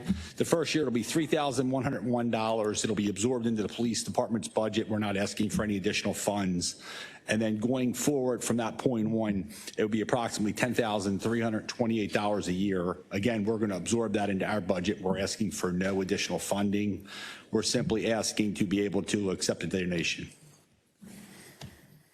Major Wydick, I know Councilman Crandall wants to say, so the expense, how is that calculated? What does that normally entail for the? For the first part, to be in compliance with Maryland law and regulations, we have to have a system put in the dog. It's called the hot dog system. It basically monitors the air temperature. It's an alarm. So if the dog is left in the car, it would not overheat or any such things. The other breakdown is going to be for veterinary care, food, and there is a canine allowance that the handler would get per our contract. Yeah, just good to know. Yes, sir. I'm curious. Councilman Crandall. Sure. Thank you, Mr. Chair. Good to see you, Major. I think Councilman Ertel was a little surprised that I signed on so quickly to co-sponsor this along with the administration. And there's some reasons I did that. I think it's no secret to my colleagues on the council and maybe to some of those people either online or in the audience that I have personally sought treatment for alcoholism. And the facility where I was a patient was primarily first responders, police, fire, military. And there was a therapy dog there named Alfie. And Alfie was very in tune to your emotional and mental well-being for a good day or a bad day. And this dog was pretty amazing at providing comfort to the patients of which I was part of that population. And during that time in that treatment center, I learned some things about first responders. And this will also, I won't repeat it, but it'll also go to Bill 2925, which is a bill to establish an initiative for mental health and wellness for the fire department.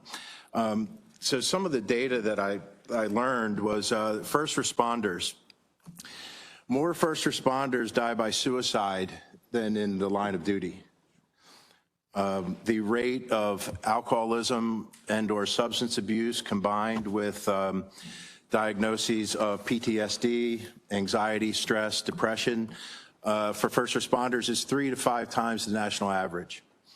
The rate of divorce among first responders, multiple times the national average. The life expectancy for first responder retirees is 12 years shorter than the general population. And many retirees, too many, die within 7 years of their retirement from their public service. So I take those things to heart because I've lived with first responders that are going through a very difficult time. And through Sergeant Hadaway's leadership, Captain Edwards is here from Baltimore County Peer Support. I think the police department has come a long way in recognizing that it's a very stressful job. Police and fire both are the only jobs where you have to maintain hypervigilance no matter what you're doing. And something as simple as a traffic stop, it's always on their mind. Imagine the stress of that, of every day not knowing what might happen and what you might have to get into. So if you're a first responder and you're within the sound of my voice and you might be struggling with something, please reach out. Please get help. There's a lot of help out there, and I can tell you from personal experience that there is no shame in asking for help. And I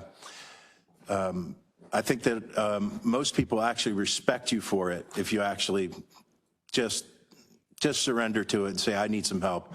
I'm struggling with something.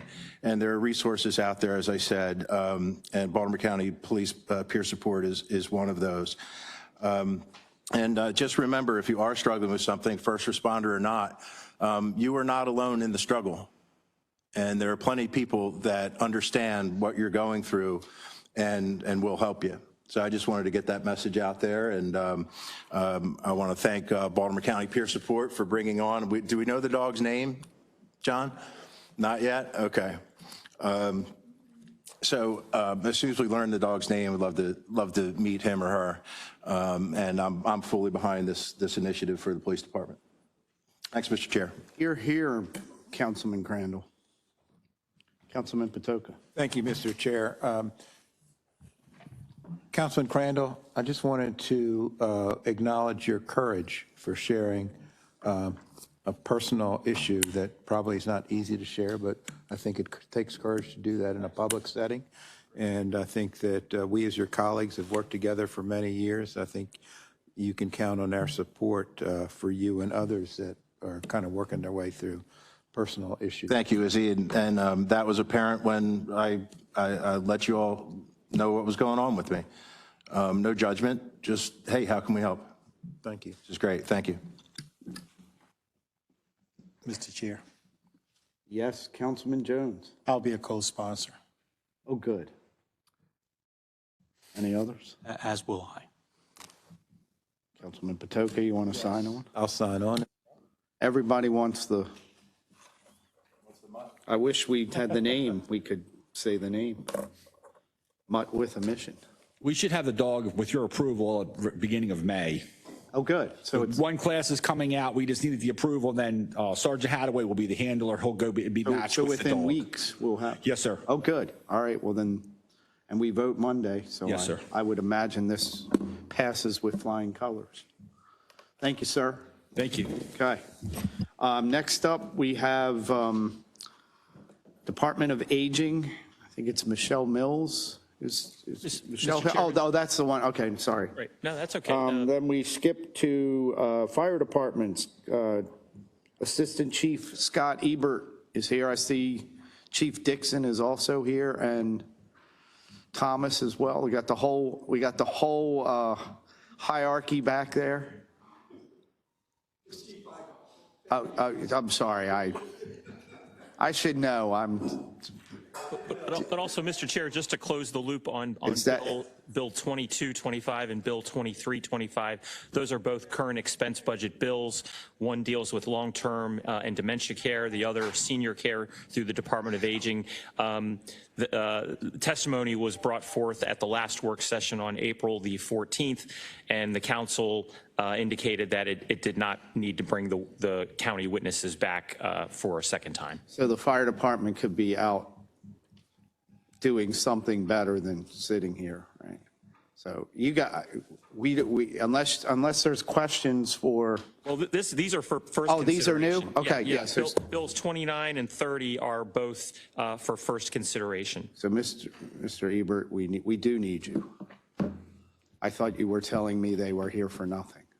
No, sir. Because they had already testified. Okay, good. But good. Well, that's good. If the council is satisfied with the explanation for these two, then perhaps they don't need to come back for the second to one. the next meeting. Right. So did you know that? So would testify tonight on this. unless there's questions, you don't need to show up to the next work session. Yes, sir. And sit here. So, Yes, sir. thank you, sir. I could not Go think of a ahead. better way to spend my time, Mr. Councilman. I'm sure Good it's, afternoon. I'm sure it's riveting.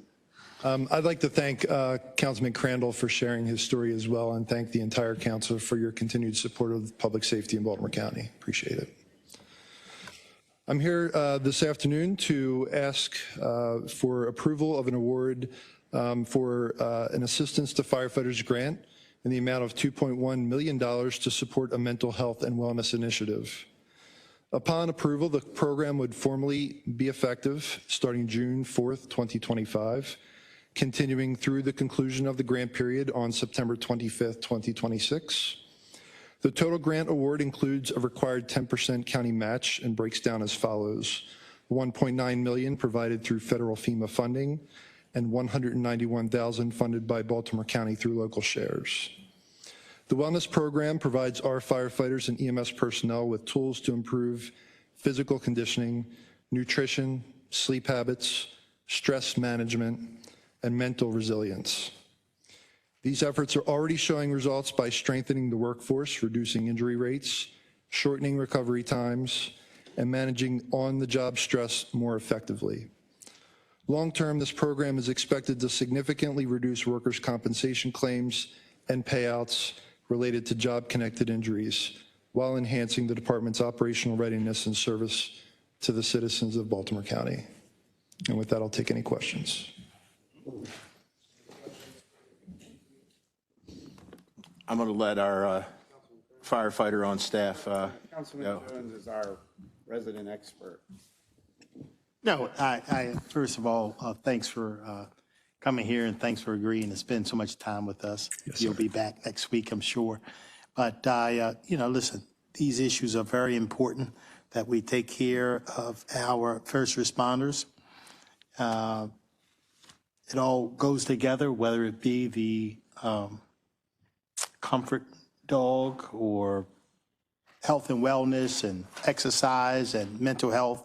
It all goes together, and these are serious issues that affect our first responders continually.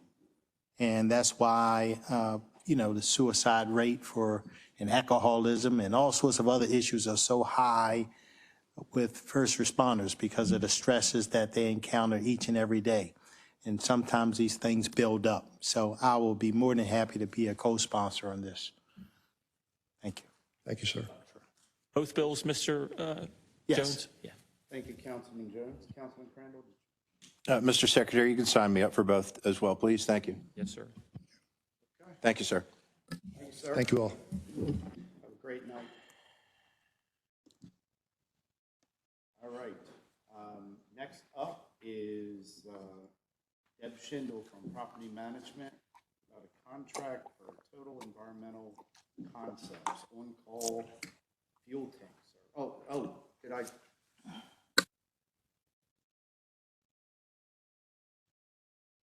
Yes, there was also the Homeland Security UAS 1 Federal. Sorry, Deb.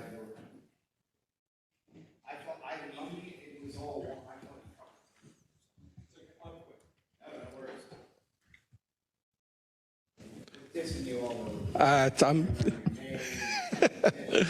That's Chief Ramey and I have a long history of that. That's okay. That's okay. Good evening. My name is Chief Bykoff. I am here requesting a supplemental appropriation of $15,000 to the Homeland Security Urban Area Security Initiative Federal Gifts and Grants Fund. This is a additional $15,000 from the approved grant at the beginning of the year due to unspent funds from other regions in the UASC.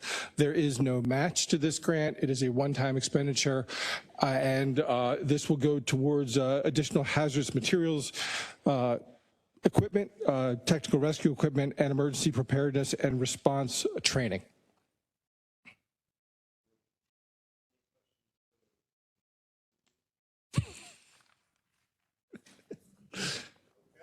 Thank you.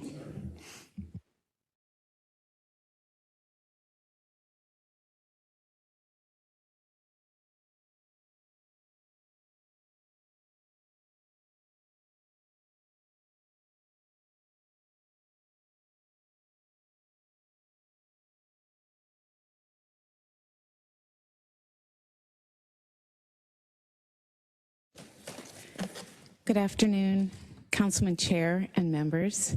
The administration is requesting the approval of a contract with Total Environment Concepts. The vendor shall provide skilled, certified, and licensed technicians and laborers, including the Maryland Department of Environmental certified tank technicians, to perform inspections, repairs, installations, removals, abatements, abandonment procedures, modifications, upgrade, preventive maintenance, and cleaning of pertaining to the oil and water separator systems, underground storage tanks and above ground storage tanks, and other systems which store a wide range of fluids, including but not limiting to a containment, water, sludge, water oil, water heater, gasoline, diesel, and other petroleum-based products located at various Baltimore County facilities. This is a contract that actually meets an MBE goal of 25%. In no event shall the total compensation paid to the contractors exceed the sum of the County Council appropriation amount during the entire term of this contract. This contract is a 1 year with 4 1-year renewal, and it is a competitively bid. It was picked for best qualifications, obviously low bid, best value and experience. And I am willing to take any questions you may have about this contract.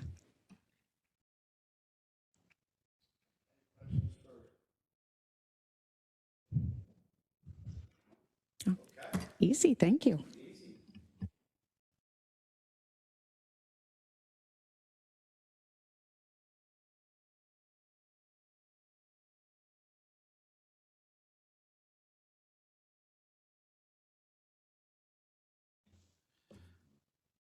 Good afternoon, Ms. Sheridan. Good to see you.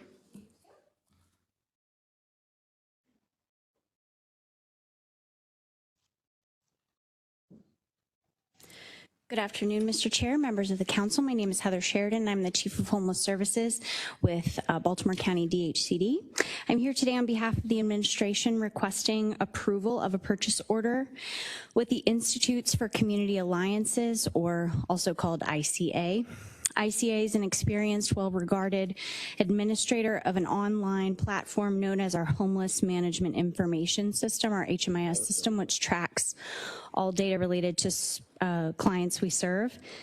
HUD and the state of Maryland requires all locally funded jurisdictions like Baltimore County to maintain an HMIS system, which is used collaboratively with our providers to gather, store, and analyze homelessness-related data.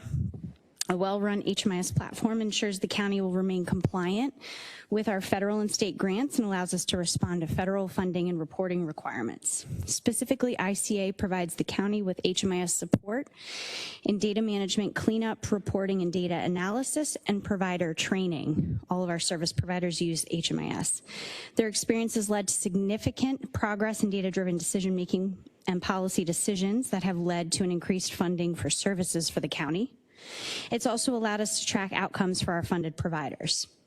ICA support has allowed DHCD to grow our homeless services data collection efforts more than ever before we engaged with ICA services.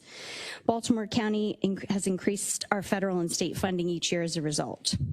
The prior PO with ICA has been in effect for the past 2 years and was set to expire on March 31st of this year. DHCD, me in particular, have been working with purchasing since December to determine the best method to establish a long-term agreement with ICA, but simply put, we had run out of time.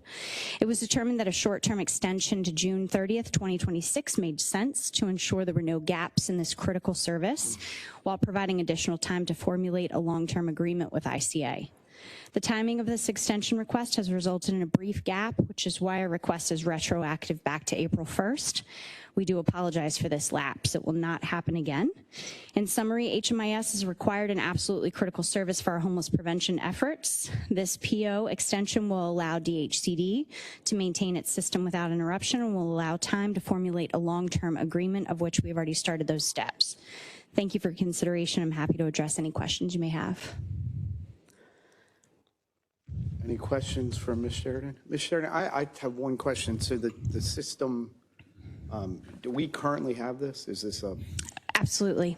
We have and always have. It's required by HUD. And that's one of the reasons why we had to do this 902F, because we cannot have a lapse in the HMIS service and the administration of HMIS, as it directly affects our ability to refer and provide services to people. So it has been in existence since 2005. And do we feel like we have a lot of our unhoused population in the system? Absolutely. Yeah, so every provider that receives any funds, county, state, or federal, is required to enter data into HMIS, not just shelters, but including outreach for folks who are unsheltered and people who are housed permanently. And it allows us to make real-time referrals to available housing placements for people who are homeless. Do they, if someone doesn't want to give their name, is that permissible too? How do you deal with that? Yes, so it's a great question. We are required to have policies in place to allow someone to still maintain their interest on a housing wait list and to still receive services, but can opt out of certain data sharing and data information being put into HMIS. There's a process for them to opt out on those things, but still benefit from those services. It doesn't impact our ability to house them.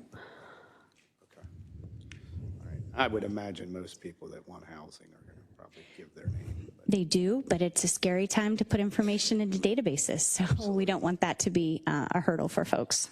Understand. Any other questions? All right, thank you so much. Thank you.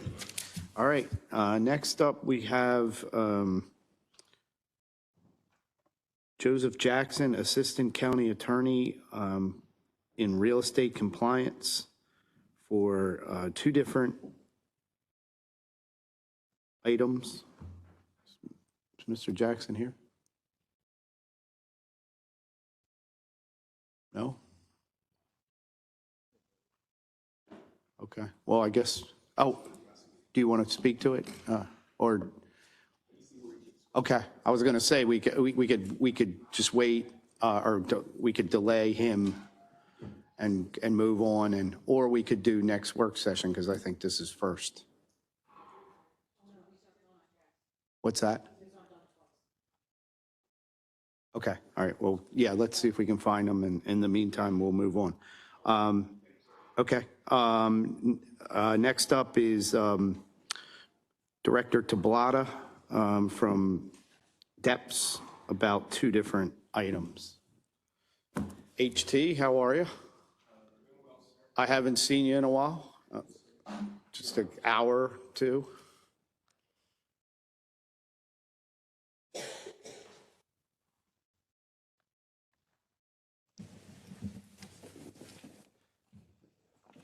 Good afternoon, Mr. Chair, members of the council. For the record, Horacio Tablada, Director of Environmental Protection Sustainability.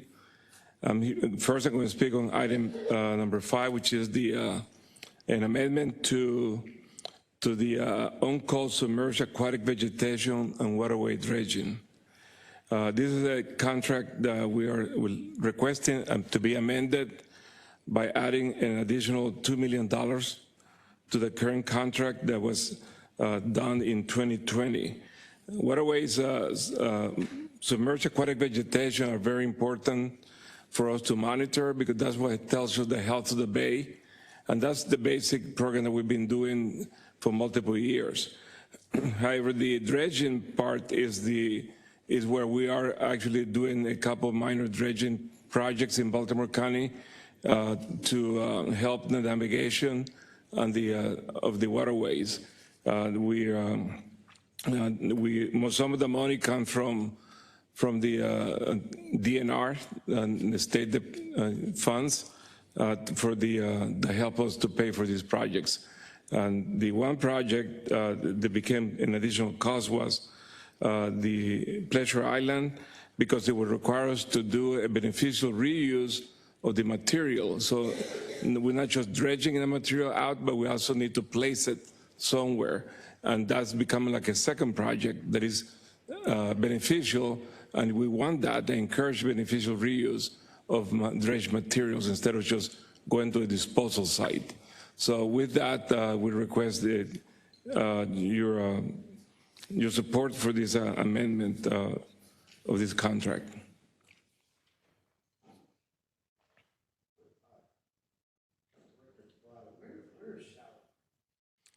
it's about,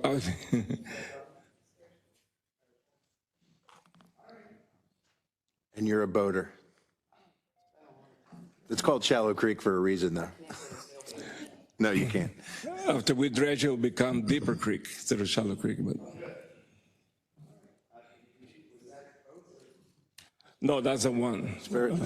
Spears Point, Fort Howard area.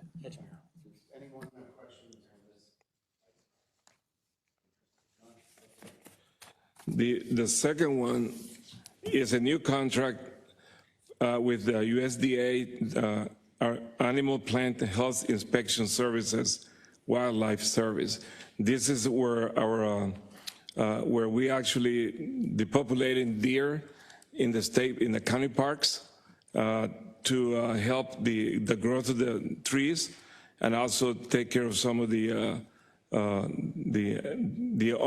unwanted deer population. So the way this works is that we do a survey of deers in the county parks in the fall, and then in the springtime or late winter, they do the hunt. And these USDA people are specialists in doing the night hunt of the deer. The deer meat goes to shelters, so it doesn't go to waste. This is something in support of County Bill 2111 that was passed several years ago. And so this is like the fourth contract, a 5-year contract with USDA. We hired them because they're the high specialist people that do the hunt. With that, we ask your support for this contract. Any questions? Thank you, sir. Have a good evening. Appreciate it.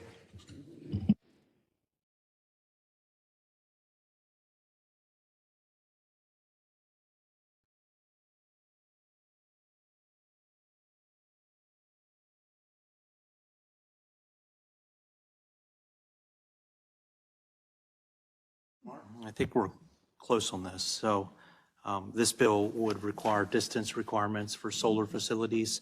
And we've been working with the administration to see where the state legislation gives us some latitude. There are a series of requirements in Section 7-218F that I'd like to consider perhaps aligning with the state. I'll tell you that the state has a boundary of 150 feet between solar facilities and the nearest residential dwelling. This bill, as amended, would have 1,000 feet. So I don't know if I'm thrilled with shortening the distance like that, but I think there's a lot of other specifications in the state legislation that we could easily move over to the county law.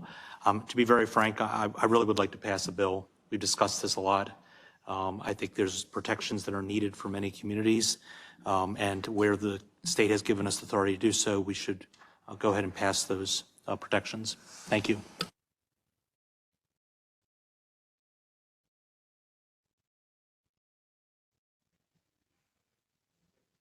Right.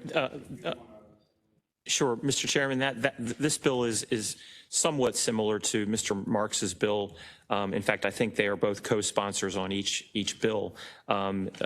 This bill is a siting requirement bill that would not allow solar facilities on prime farmland, as that term is defined by the USDA. Again, similar to Mr. Marks's bill that he just spoke about, it's a little bit in limbo given the state's passage of its solar bill, and I think Mr. Catch is evaluating as Mr. Marks is doing. Thank you.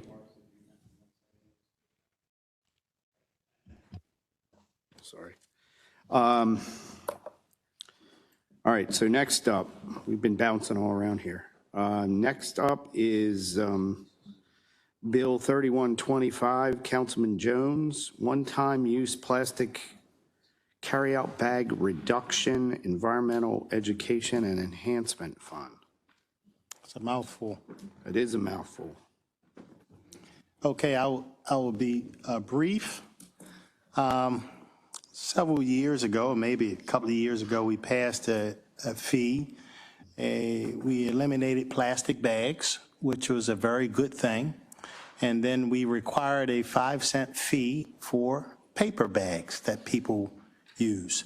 It just so happens that we are probably the only jurisdiction in the state that requires a fee, but doesn't get any benefit for that fee.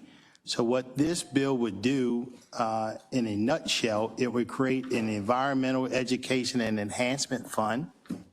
The purpose of the fund is to make grants available to nonprofits and various entities and individuals who are engaged in water quality, environmental education, cleanups, anti-litter education campaigns, you name it. It would be a small fund that would be available for individuals that are doing the work that could get some support from the county from this fund.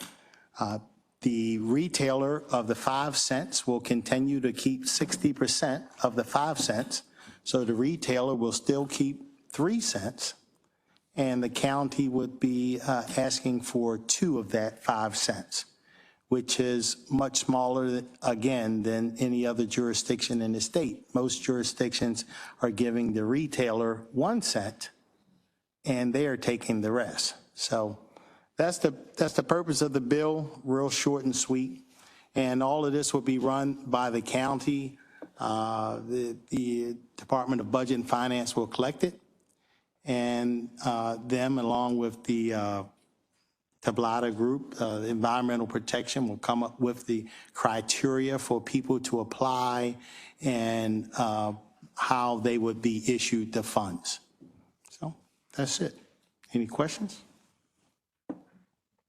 Councilman Patoka. Sure. Thank you, Mr. Chair. Thank you, Councilman Jones. I guess my concern is that I think one of the most significant things we've done as a council, and this particular council, was to reduce plastic bag pollution. And it's one of the things where we've actually changed behavior, where people, my observations, when I go to the supermarket, it seems like many people, the majority of people, are bringing their own bags. People that just have a few items that they want to take out, they don't even get a bag. And even myself, usually I bring my bags, but if I forget, I'll carry the few things. So it seems to work really well. My concern is to open the door to tweak it, can create a term I've never used, but I hear it used a lot, unintended consequences.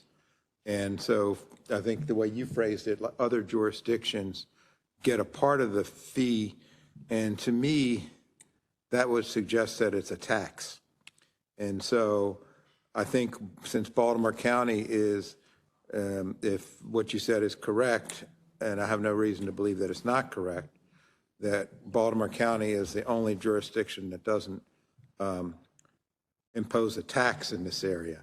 And so I'd be really concerned about imposing a tax, especially when times are so hard for people right now. Councilman Toka, thank you. I agree with you. The bill has been a success. People behavior has changed. People are not using plastic bags, but this bill is an attempt for the citizens to get some value for the money that they are paying. The fact of the matter is, it doesn't matter what you call it. The citizens who do choose to take a paper bag are paying it. Whether you call it a tax, whether you call it a fee, whether you call it contribution, it is something that we as a government are requiring them to pay. So this bill simply says if they're going to pay it, then let's let the citizens get some value for it, as opposed to all going into the coffers of the retailer. It still gives the retailer an opportunity to hold 60 cents or 3 of the 5 cents for their administrative costs and any additional costs they incur for the paper bag. So it wouldn't really have anything to do with people in terms of their behavior, matter of fact, some of them knowing that the fee goes to some environmental program, they may be willing to pay the fee as opposed to not paying it now, knowing that Boy Scouts and Girl Scouts and community associations and anybody who wants to go out and do work in the community, that we would be supportive and say, here's an opportunity for you to make a request based off of the criteria that the county produced, and we may be able to give you a grant, $300, $500, whatever the case may be. We don't know. We have estimations on how much money we may collect. It may be as much as 300,000, maybe as small as 40,000 or 10,000, but whatever it is more than we're doing now in terms of the money, because like I said, whatever you want to call the 5 cents that they're paying now, the county is requiring them to pay it, but the citizens get nothing for it. Thank you, Councilman Jones, but I think the end goal of the bill is to reduce the need for plastic bags, so to encourage that behavioral change. While the behavioral change has been dramatic, where people are bringing their own bags, it will be a declining, I believe, that as behavior continues to change, that resource will, that 5 cents will decline because more people will be bringing their own bag, even more than they're doing now. It's, behavioral changes, it's remarkable and truly exceeded all my expectations that just 2 years after the bill was passed, that the behavior has changed so much. I think that will continue, and I think that to impose a tax right now, I think is not an appropriate action by this council. I know when I do stream cleanups right now, and I know that the chair does it, and my colleagues to the right, both literally and spiritually, no, not spiritually, politically, I guess, do a lot of cleanups. And so I think that they would, I know, I think we all would agree that the amount of bags that we find in the streams is significantly lower than we have in the past. The amount of bags that become part of our tree canopy, yes, our winter tree canopy used to be plastic bags, Director Reed, and now it's just a winter look of trees rather than plastic bags. And so I think that those successes will continue to grow, perhaps exponentially, but I think to kind of start to tweak it in the form of a tax is something that I would caution this governing body to do. Again, Councilman Batoka, listen, I think we're all in agreement that we don't like plastic bags. We all in agreement we want people to bring their own plastic bags. But just to be clear, this bill has nothing to do with a plastic bag. This bill has to do with the 5 cent fee that this body is requiring people to pay when they choose to take a paper bag. And this bill has to do with what are we going to do with that 5 cents fee? Are we going to require people to pay it and then they get nothing for it? Or are we going to do like other jurisdictions in the state and say, we can take a couple of cents of that 5 cents and do more good with it by being a force multiplier, by allowing citizens to come and solicit funds from us to continue to do other environmental work. So I don't think there's no question about getting rid of plastic bags or bags hanging in trees. We all agree with that. The question is, should the citizens get a value for the money that they are paying for a paper bag that we are requiring them to pay today? So it's not something new. If you want to, if you want to call it a tax, I guess you can, if you want to call it a tax, and I guess it was a tax when we initially required people to pay it. That doesn't change in terms of what we're requiring people to pay. I guess I would just say, I'm not going to counter, I would just say that you and I have a fundamental difference in our view of taxation. And I'll stop there. One of the things that I would add, and unless Councilman Jones wanted to respond there. I'm concerned that the bag use we do see, and I do a lot of cleanups, the bags that are left are unfortunately the liquor stores and the convenience stores because they're small bags. And would you be open to a friendly amendment that they will pay the tax as well if we're going to do this? Because I don't see why someone who is buying groceries, you know, most likely buying food, they would have to pay a tax, you know, a fee or tax, whatever we're calling it, and someone buying a bottle of liquor is not paying the same 2 cents, and they generally are the biggest culprits of the litter. Well, you know, you're certainly welcome to make a recommendation. I think we are, you know, it's becoming like a red herring. It's like we are debating these issues that we already debated. Those folks came in and said they did not want to nickel and dime their customers. They did not want to they did not want to charge people for their bags. I don't think it's necessary for us to go back and relitigate that or rediscuss that, but I mean, I guess we could. What this bill is all about is saying if we are going to charge 5 cents, we're going to require people to pay the 5 cents. And listen, I hope the fund becomes zero because nobody is even using a paper bag. That would be wonderful. But the reality is, I don't think that's the case. So if they are going to pay 5 cents for a paper bag, then why shouldn't the citizens get something for it? That's what this bill is about. It's not about who's required to pay. It's not about plastic bags. It's about the 5 cents that the citizens are paying today that they get nothing for.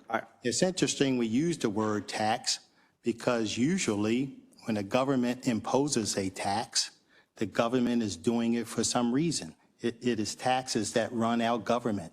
It's taxes that keeps the lights on in this building. It's taxes that pay for our police, our fire, our teachers. That's what we do with taxes. There's nothing wrong with collecting taxes for the benefit of all of us. In this case, if you want to call it a tax, I guess you could, but in this case, we're imposing a fee on the citizens to which they get nothing for. And again, you know, two things I would say is, I remember when we originally passed this bill, I talked to the Retailers Association, and they were fine with the fee on a bag because they needed it because paper costs more than the plastic bags, especially the bags that were being used, which were the super thin kind that were super cheap. And the Retailers Association said, you know, we're fine with that, but what we don't want is something that we have to, that is another step for us because now we have to keep track. And, you know, that's not necessarily hard to keep track because it's itemized when you pay it, but then they have to remit it and OBF has to collect it. And, you know, I don't know if that's a additional cost, but, you know, that's theoretically something that might have to be audited as well, because if you have a Walmart that's only paying us, I'm just picking on Walmart here, but, you know, let's say we get $22 from them, but yet a local Giant is paying $80, it's hard to believe that, you know, where do we go with that? The other thing is, I just don't think it's fair that we're imposing it on people buying groceries versus liquor or, you know, a Diet Coke at 7-Eleven. And why do they even need the bag to begin with? But I mean, I'd like to put an amendment on it to charge everyone. If we're going to open it up, then the liquor stores are just going to have to pay as well. You know, I don't know why they feel like they don't want to nickel and dime their clients, but the grocery stores don't want to nickel and dime Like, are we treating people that drink liquor better than we are than someone who's buying a loaf of bread? I mean, you're welcome to put in an amendment, but the reality is those things, we already discussed those things. We had another bill, it passed. Everybody don't participate. We want everybody to participate, but they don't. The issue here is all about 5 cents and whether the citizens get something for the 5 cents that they're paying for paper bags. That's what the issue is. That's the bill in front of us. Not about plastic bags or anything else. Every other jurisdiction in the state, the retailers are able to make it off of what they get off of the cents, 5 cents, 10 cents, whatever their cut is. And this still gives the retailers 60%. We're taking 2 cents of the 5. Any other questions? I think we have some speakers. Yes, Mr. Chair. Our first speaker is Glenn Gielhar, who is here in person. Gielhar, how are you? No Gearhart bags? No, I do have one for you though. Next time I see you. Okay.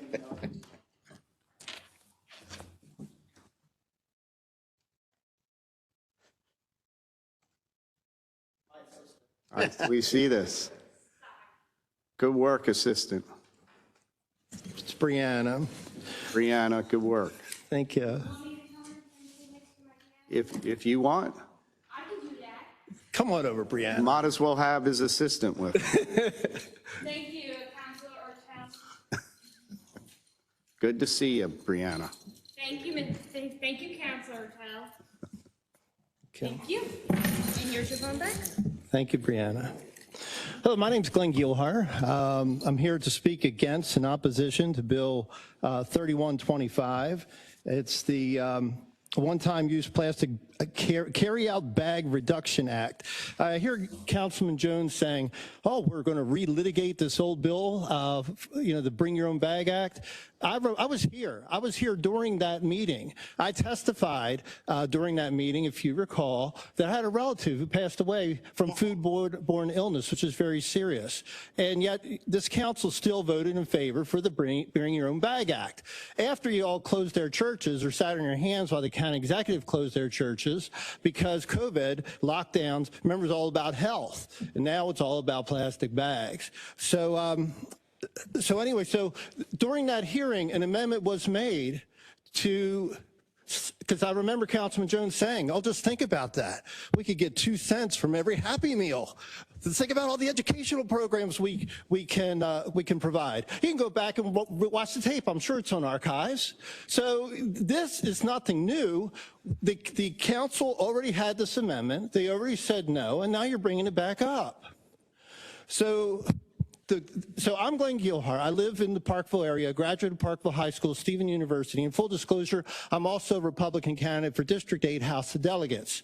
The state of Maryland right now just levied on the people $1.6 billion in new taxes and fees. Are we to believe now that, because I like how you say, oh, you're going to let them keep 60% of the fee. It's a 40% tax that they're not currently paying. You do not think for a second, because they're already paying for bags, that we're not going to be paying more when you start socking on 40%? So if they charge $1 a bag, you get 40 cents. It's not just 2 of 5. And then who's this money go to? I read this bill. It says it can go to individuals. It can go to community associations. It can also go to nonprofits. There's a lot of nonprofit groups out there that do endorsements. Here's one from the Sierra Club. So in 2022 election cycle, let's see who they endorse. It says for Baltimore County County Executive Johnny Oshesky, County Council, Izzy Patoka, Wade Catch, David Marks, and Mike Ertel. Bill 123, the very first bill that was introduced by this council, because it was such a big priority, was the Bring Your Own Bag Act. And who sponsored that bill? These 4 members. So when you get this educational act passed and you start collecting 40 cents on a dollar for bags, and you start giving it to nonprofits like this group, if they were to apply, I don't see why they wouldn't qualify. They're a nonprofit. Who are they going to endorse? What's this all about? Anyway, I'm heated. I think the taxpayers of, and another thing too, our businesses right now, they're going to have to account for this extra 40% that they're going to have to hand over to the county. I ask you to please vote no on this bill. I know you're all good people. I thank you for your service. I don't mean, this is not personal other than I lost a relative to foodborne illness. But I'm asking you, please vote no. This is just a bad bill. I want to call it what it is. Thank you. Thank you, Mr. Anybody have questions? No, listen, needless to say, I appreciate your testimony. I certainly remember your testimony then, and I thank you for testifying today. We will just disagree because 40% of 5 cents is 2 cents. And I'm not sure when we keep talking about $1.40, I mean, we're Well, talking most about. stores are charging at least 10, some 20. People can charge, they always had the option of charging what they want. But it doesn't say 2 cents, it says 40%, or it actually Right. says 60%. I agree with you, but that's on the bag fee. But what I'm going to do is talk about maybe changing that to just 5 cents. The part that we're requiring people to pay, that's the part that I want the 40 cents, 40% of. Not like Wegmans charge 10 cents, because Wegmans have a program as well. So if a retailer always want to charge more for a bag, or if a retailer want to charge for a carton of milk, they have every right to charge whatever they want. What about the $500 fine you guys are already laying on these mom and pop businesses, you know, who, for failing to charge 5 cents? They're already paying that money to the county. I don't know anything, I don't even know if anybody ever paid a fine, to be quite It's frank. in the legislation, it's on the county website. I don't know if anybody ever paid a fine. Are you going to add to your bill a removal of the fee, of the fine? You're going to get rid of the $500? No, I wasn't. The only thing this bill is to do is to try to get some of the money that people are paying right now for paper bags that we are requiring them to pay, to get some of that money to go towards a fund where the citizens can get some value for it to clean up communities or whatever other environmental programs they may have to have some funds for them. I just had to clean up Saturday. No, Sunday. And we had problems getting donations from the state, the county.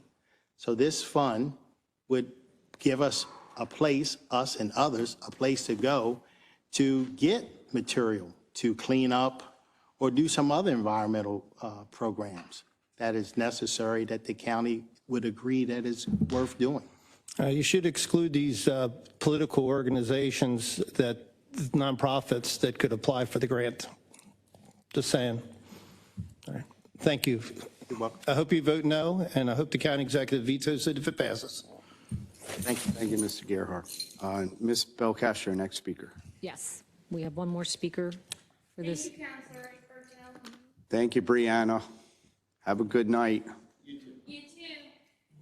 We have one more speaker for this item, Sarah Price. Ms. Price, you are on as a panelist. You may begin your testimony.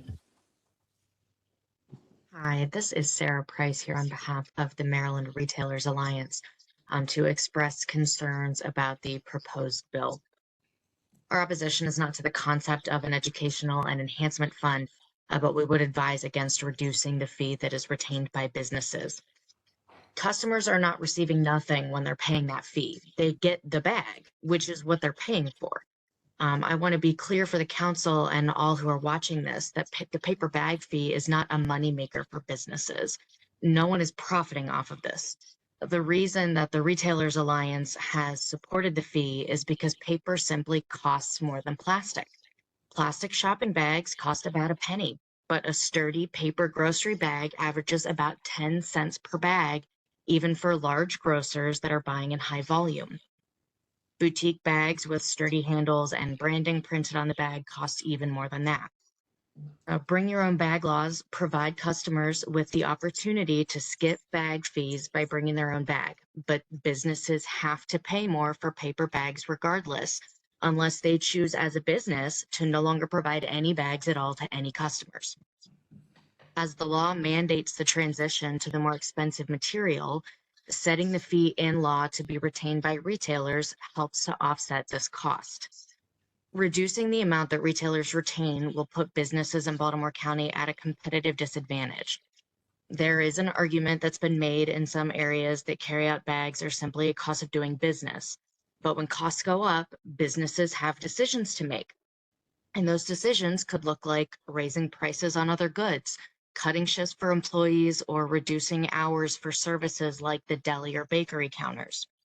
Maintaining the fee as is provides transparency for customers because they know what they're paying for. They are paying for that bag. It reduces competition between businesses, and it ensures that the mandate is paid for by the people who choose to continue using single-use bags. I would also note for the council that Prince George's and Anne Arundel counties, in addition to the cities of Laurel, Annapolis, Easton, Centerville, and Salisbury, all have an established ban and fee structure for carryout bags, banning plastic and imposing 10 cents for paper and allowing the retailer to retain the entire fee. Baltimore County is by no means an island in the state as far as letting retailers retain the fee that is paying for the bag. So for those reasons, we would urge the council to please reject this bill and maintain the law as originally passed. Thank you. Okay, thank you, Ms. Price. Any questions for Ms. Price before we let her go? Okay. Councilman Jones, you have another bill, 3225, large truck and commercial vehicle parking. Been doing a lot of these lately. Yes. I was here back in 2015 when we initially raised the fee on tractors and trailers parking their commercial vehicles in residential districts. At that time, the fee was $40. And it was easier for people to pay the fine than comply with the law and find some place to park their tractor or trailer. So at that time, we raised the fees to $250 or a total of $500 for the tractor and the trailer, hoping that that would cause people to change their behavior.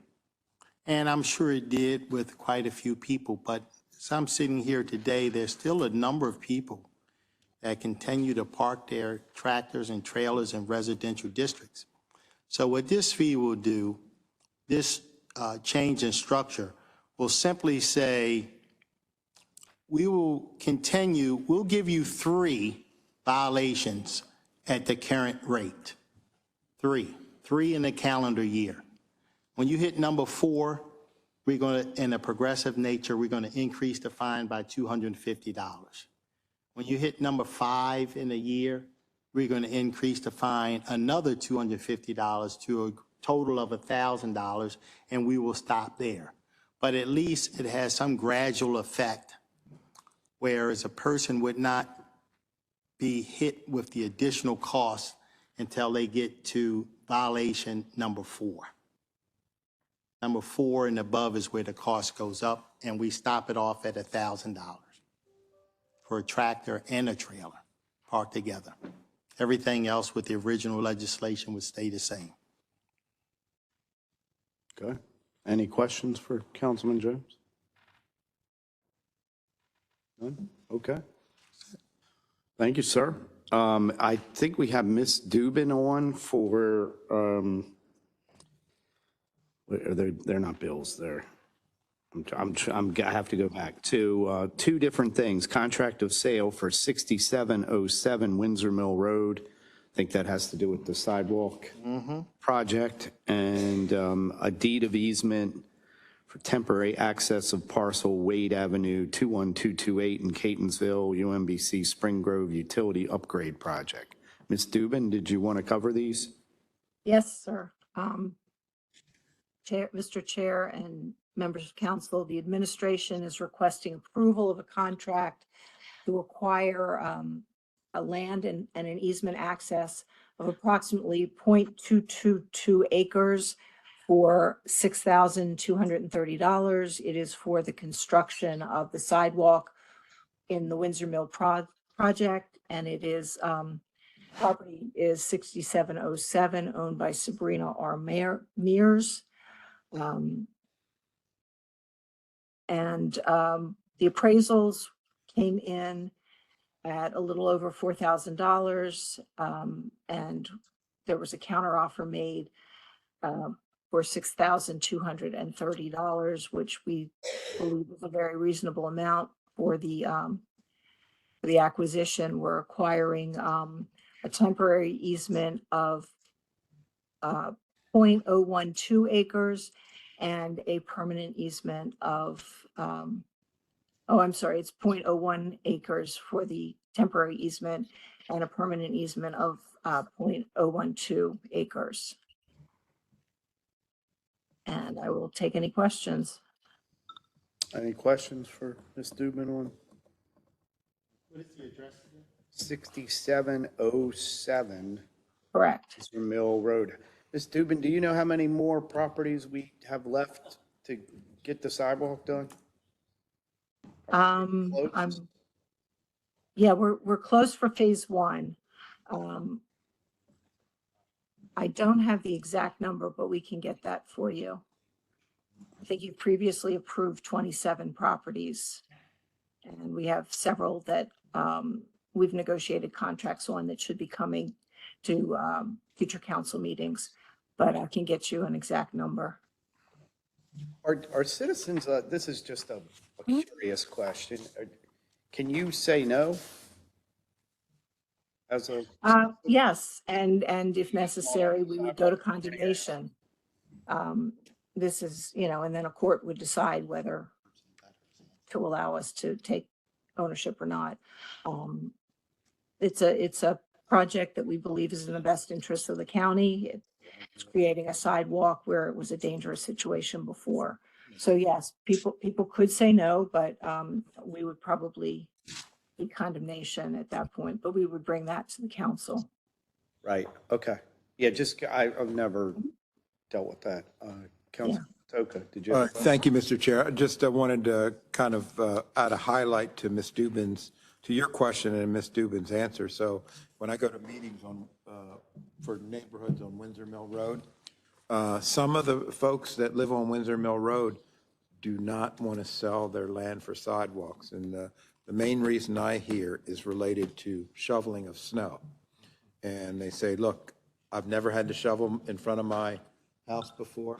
And if you build a sidewalk, I'm now going to have to shovel my yard. And so I've always believed that to be true, but I will yield to the lawyers in the room if that is not true, or if that is an urban myth or truth. It's true. And in fact, I think it's in the county code. Yeah. So they've always lived that way in some of the neighborhoods and on Windsor Mill Road. And so, not the majority, but you can't have a continuous link. Sometimes you have to do a dog leg, especially if utilities are there, and cross the street and do the other side. It's one of the more frustrating.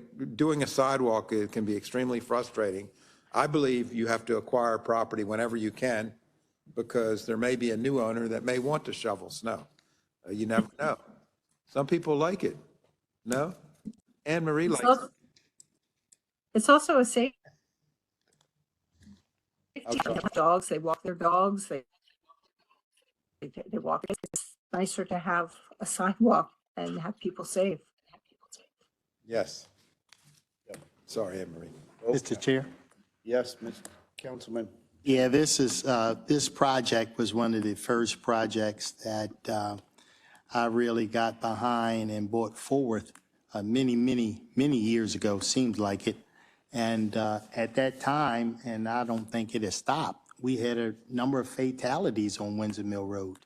I think the latest one, I think a gentleman was on his way to work, like 5:30 in the morning, walking down Windsor Mill Road and was run over by a car.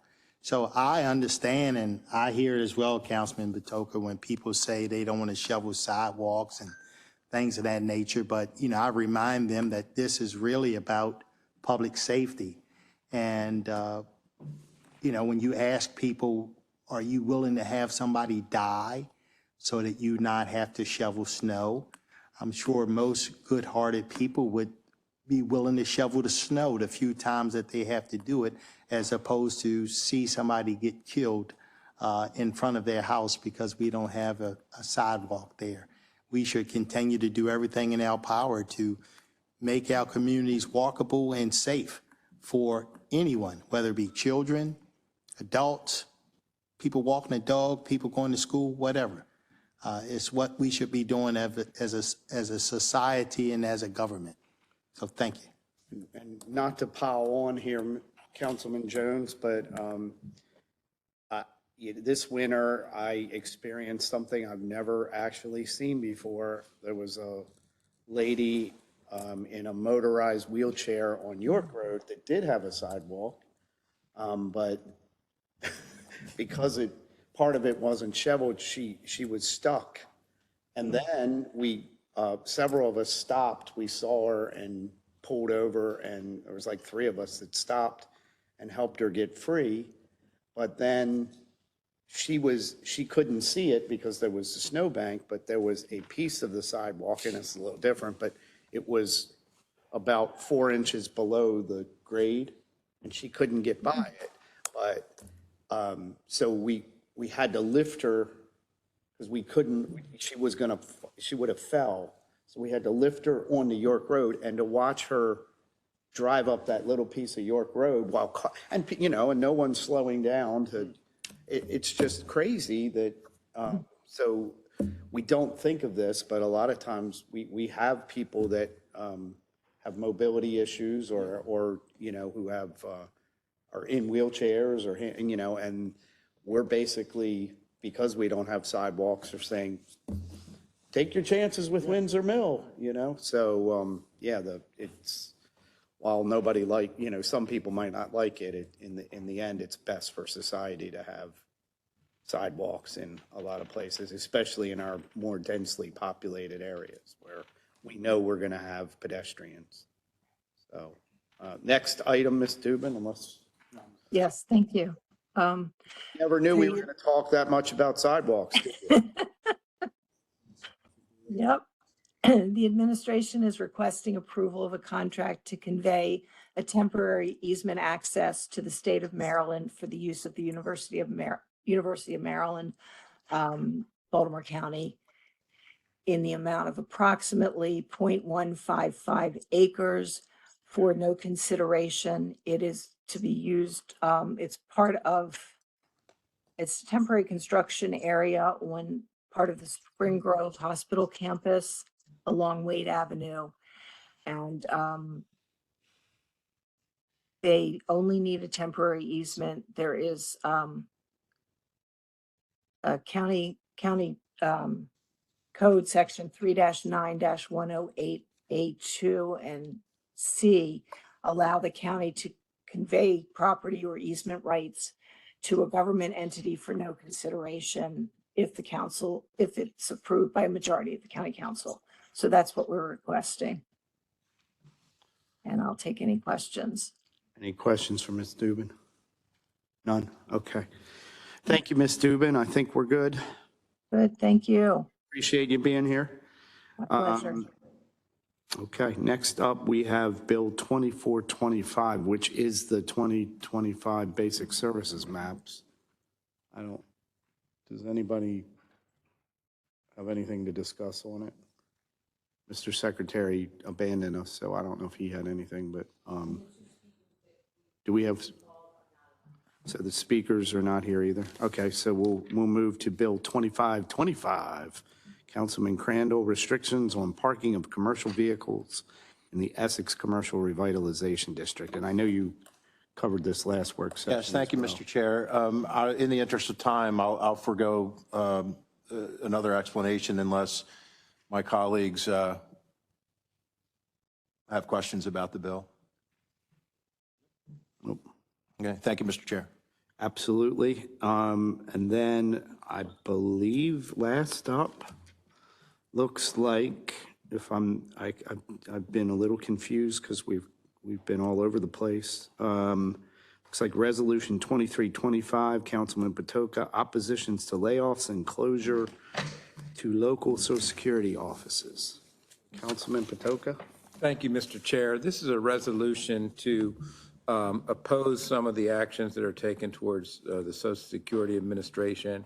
I think everyone is aware of the some of the cuts that are happening across the country.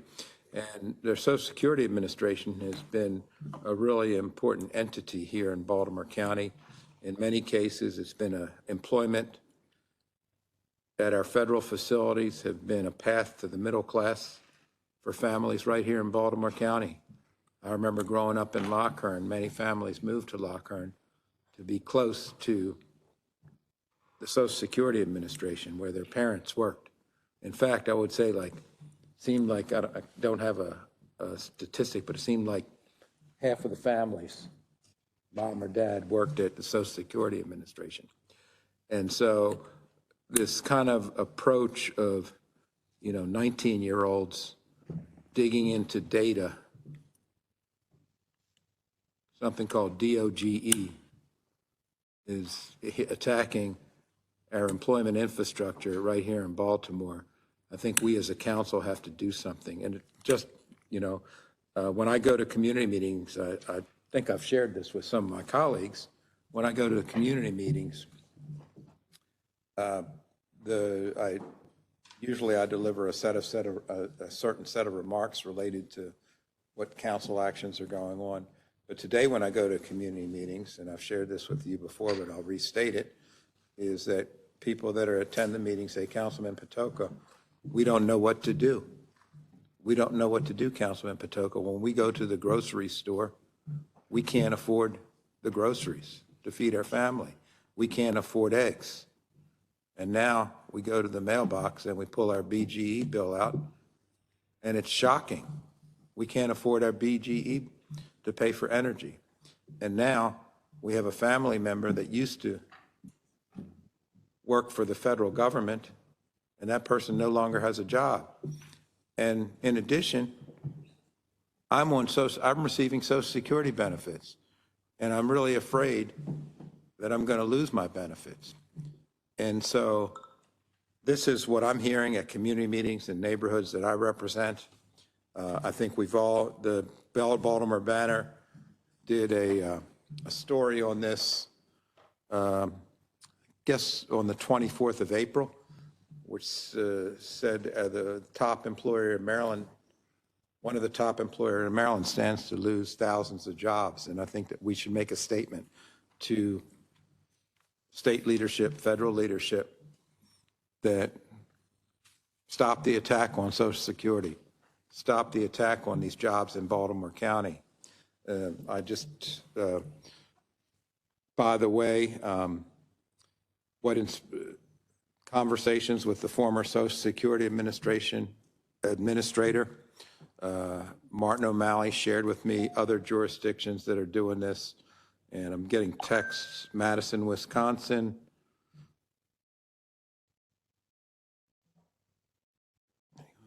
There's two streams of texts that are coming in. Dayton, Ohio, Hudson County, New York, Poughkeepsie, Albany, Gloversville, Lakewood, Cleveland, Beechwood, Richmond Heights, Parma, Fairview Park, Columbus, Seattle, Sonoma, Santa Cruz. And we have the headquarters of Social Security Administration right here in our county. These jobs are county jobs. It's not We in the county council, I often say this, and I think my colleagues feel this, is some of the other legislators deal in the abstract.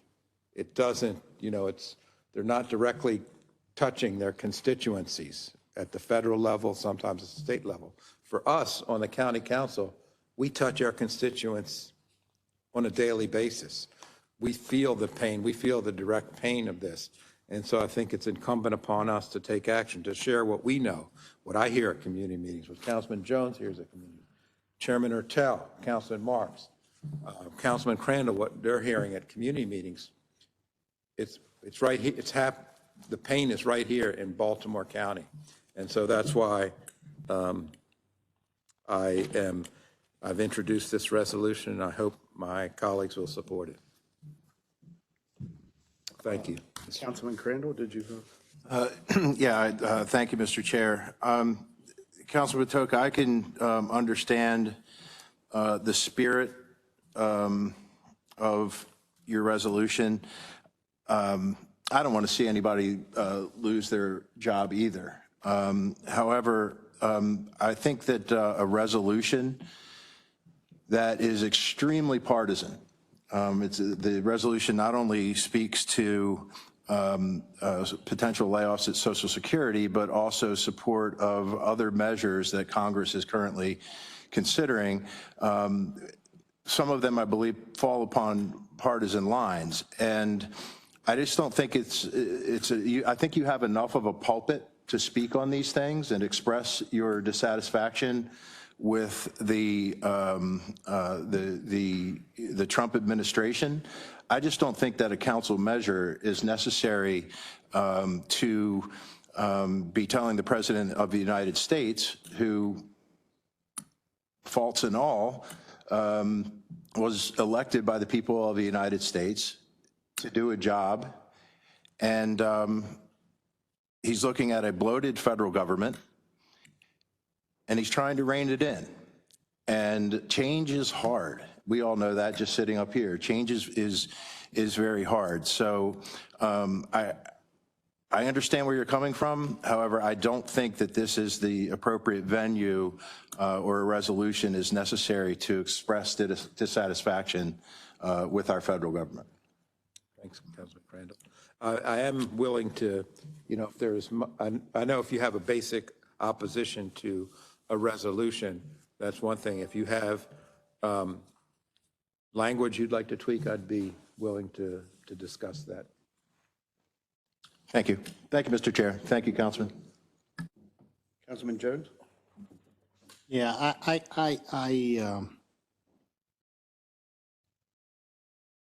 think that the way no one likes fraud, waste, and abuse.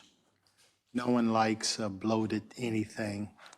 But having talked to a lot of Social Security workers and the way this whole thing is being done, I mean, when I think about the thousands of people that are losing their jobs across this country, to be quite frank, it sort of sickens me, because I think about what one job did for my family. My father worked for 43 years at Bethlehem Steel, and that one job took care of our family, my mother, my 3 sisters, provided a roof over our head, allowed us to have clothes on our back, and have a reasonable life, not one of wealth, but, we are able to have things.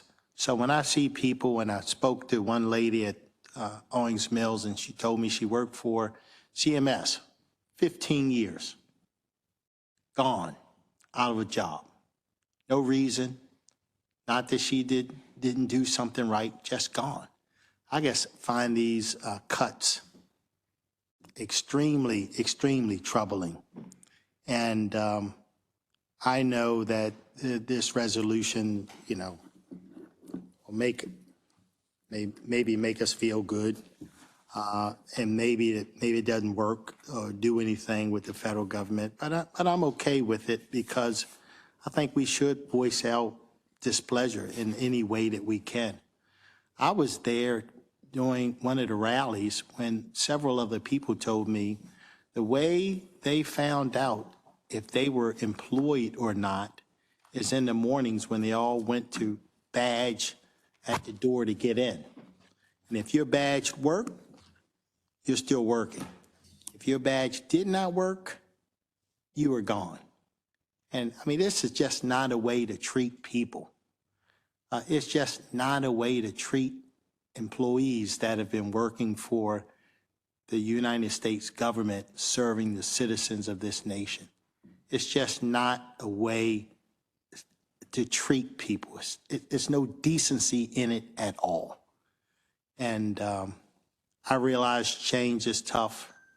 I realize, but the rate at which this is going, when you lay off people that work in the nuclear field that are taking care of our nuclear secrets and placing nuclear matter on warheads, when we lay them off, it just goes to show that we're not paying much attention in terms of these cuts.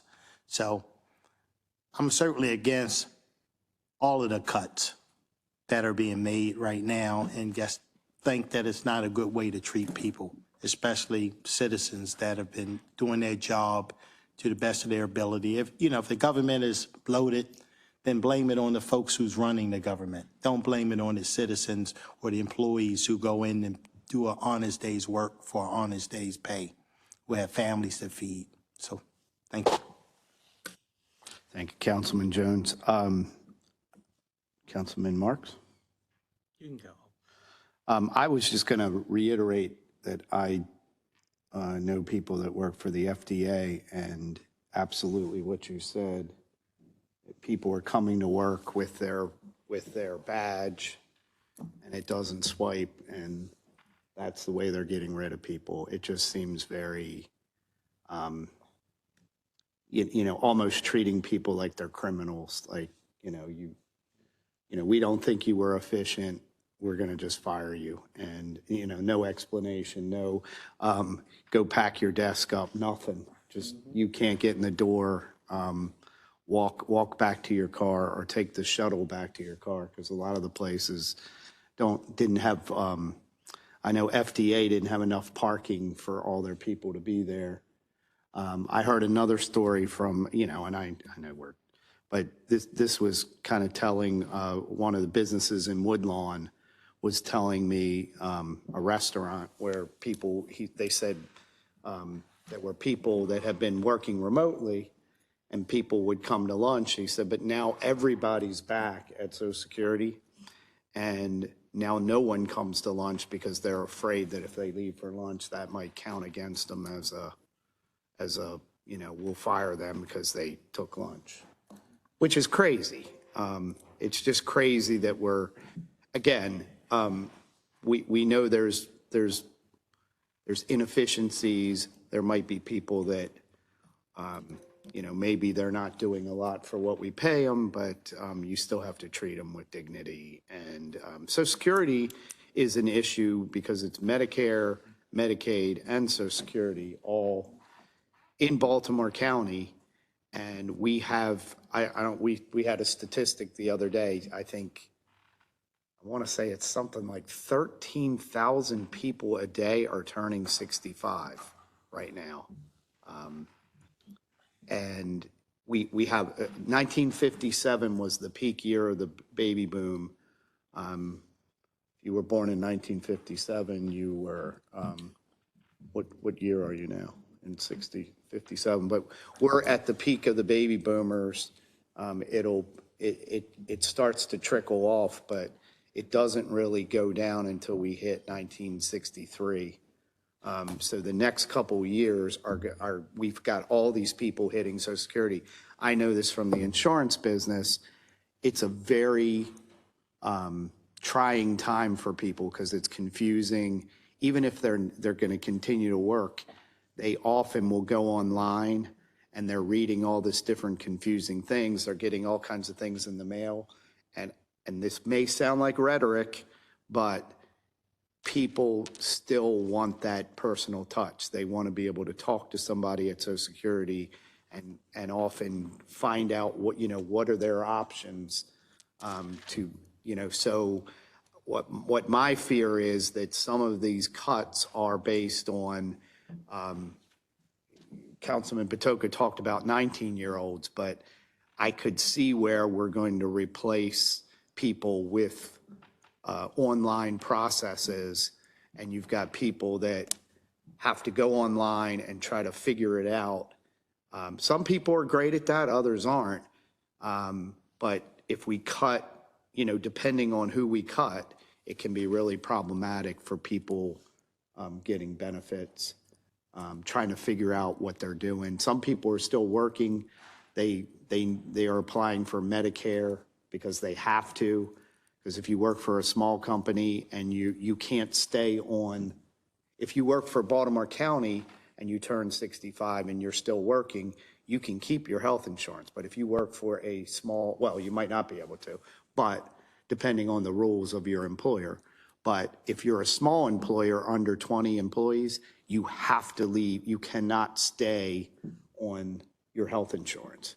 If you have individual health insurance, you cannot stay on it. You have to go to Medicare, even though you might still be working. And there are all kinds of rules that revolve around that, and often people are still going in, like the old days, to offices to get advice on what do I do. And this is my concern that, if we allow these cuts, we're going to have a lot of people who maybe make bad decisions on what they should be doing. So, while some of the rhetoric in the resolution maybe we can tone down, I think it's still it's a good stance. And ultimately, what we're talking about here are our own people in Baltimore County who are employed by these agencies often. Councilman Marr. Thank you very much. When we've passed these type of resolutions, they tended to be on the state level, and they've had an impact. We passed 2 resolutions earlier this year, one dealing with liquor sales and the other dealing with condominium fees, and I think those both had an impact. Our resolutions for federal issues have been very rare. In fact, this issue of reducing Social Security / entitlement reform has been going on for years. President Obama appointed a commission, the Erskine-Bowles Commission, that tried to tackle this in 2010, and it failed to really have any meaningful action. I agree that providing Social Security is important. My mother's 89 years old, so I completely understand. I do think the language can be toned down to really simply address the core issue of providing Social Security services. I think if we're looking at, there's one line in here about staffing at Social Security Administration has fallen to a 50-year low while workloads have increased. Well, that's not just under President Trump, right? President Biden, too, and Administrator O'Malley. So I think, I know the spirit is important. Thank you, Councilman Patoka, but I agree with Councilman Crandall. We could probably sharpen this a bit. Well, Councilman Marks, thank you. I'm open to modifying the language or to having a discussion about the language that's in there. The one thing I will say, and Councilman Marks, you and I have both been in positions of transition where a new government is coming into place, and it was different party from the previous government. And I know from my experience, and I would venture to say it's your experience as well, is that my guidelines were to have some level of empathy, to review each employee that was that may have been an appointed person, and then they're transitioning to a new, in my case, it was the governor, and in your case, it was a new governor. And so we were empathetic. We were trying to work to find the right position. We weren't just taking a sledgehammer to an agency or doing I think the reality of what's going on is that there are this Dogie? Okay. I'm sorry. That they do an AI search, and the AI search provides certain results, and then they run with those results. And I just think that there's a better way to find reform in government. Having 19-year-olds make these decisions seems a little insane. Anyway, any other comments before we wrap up? All right, meeting adjourned.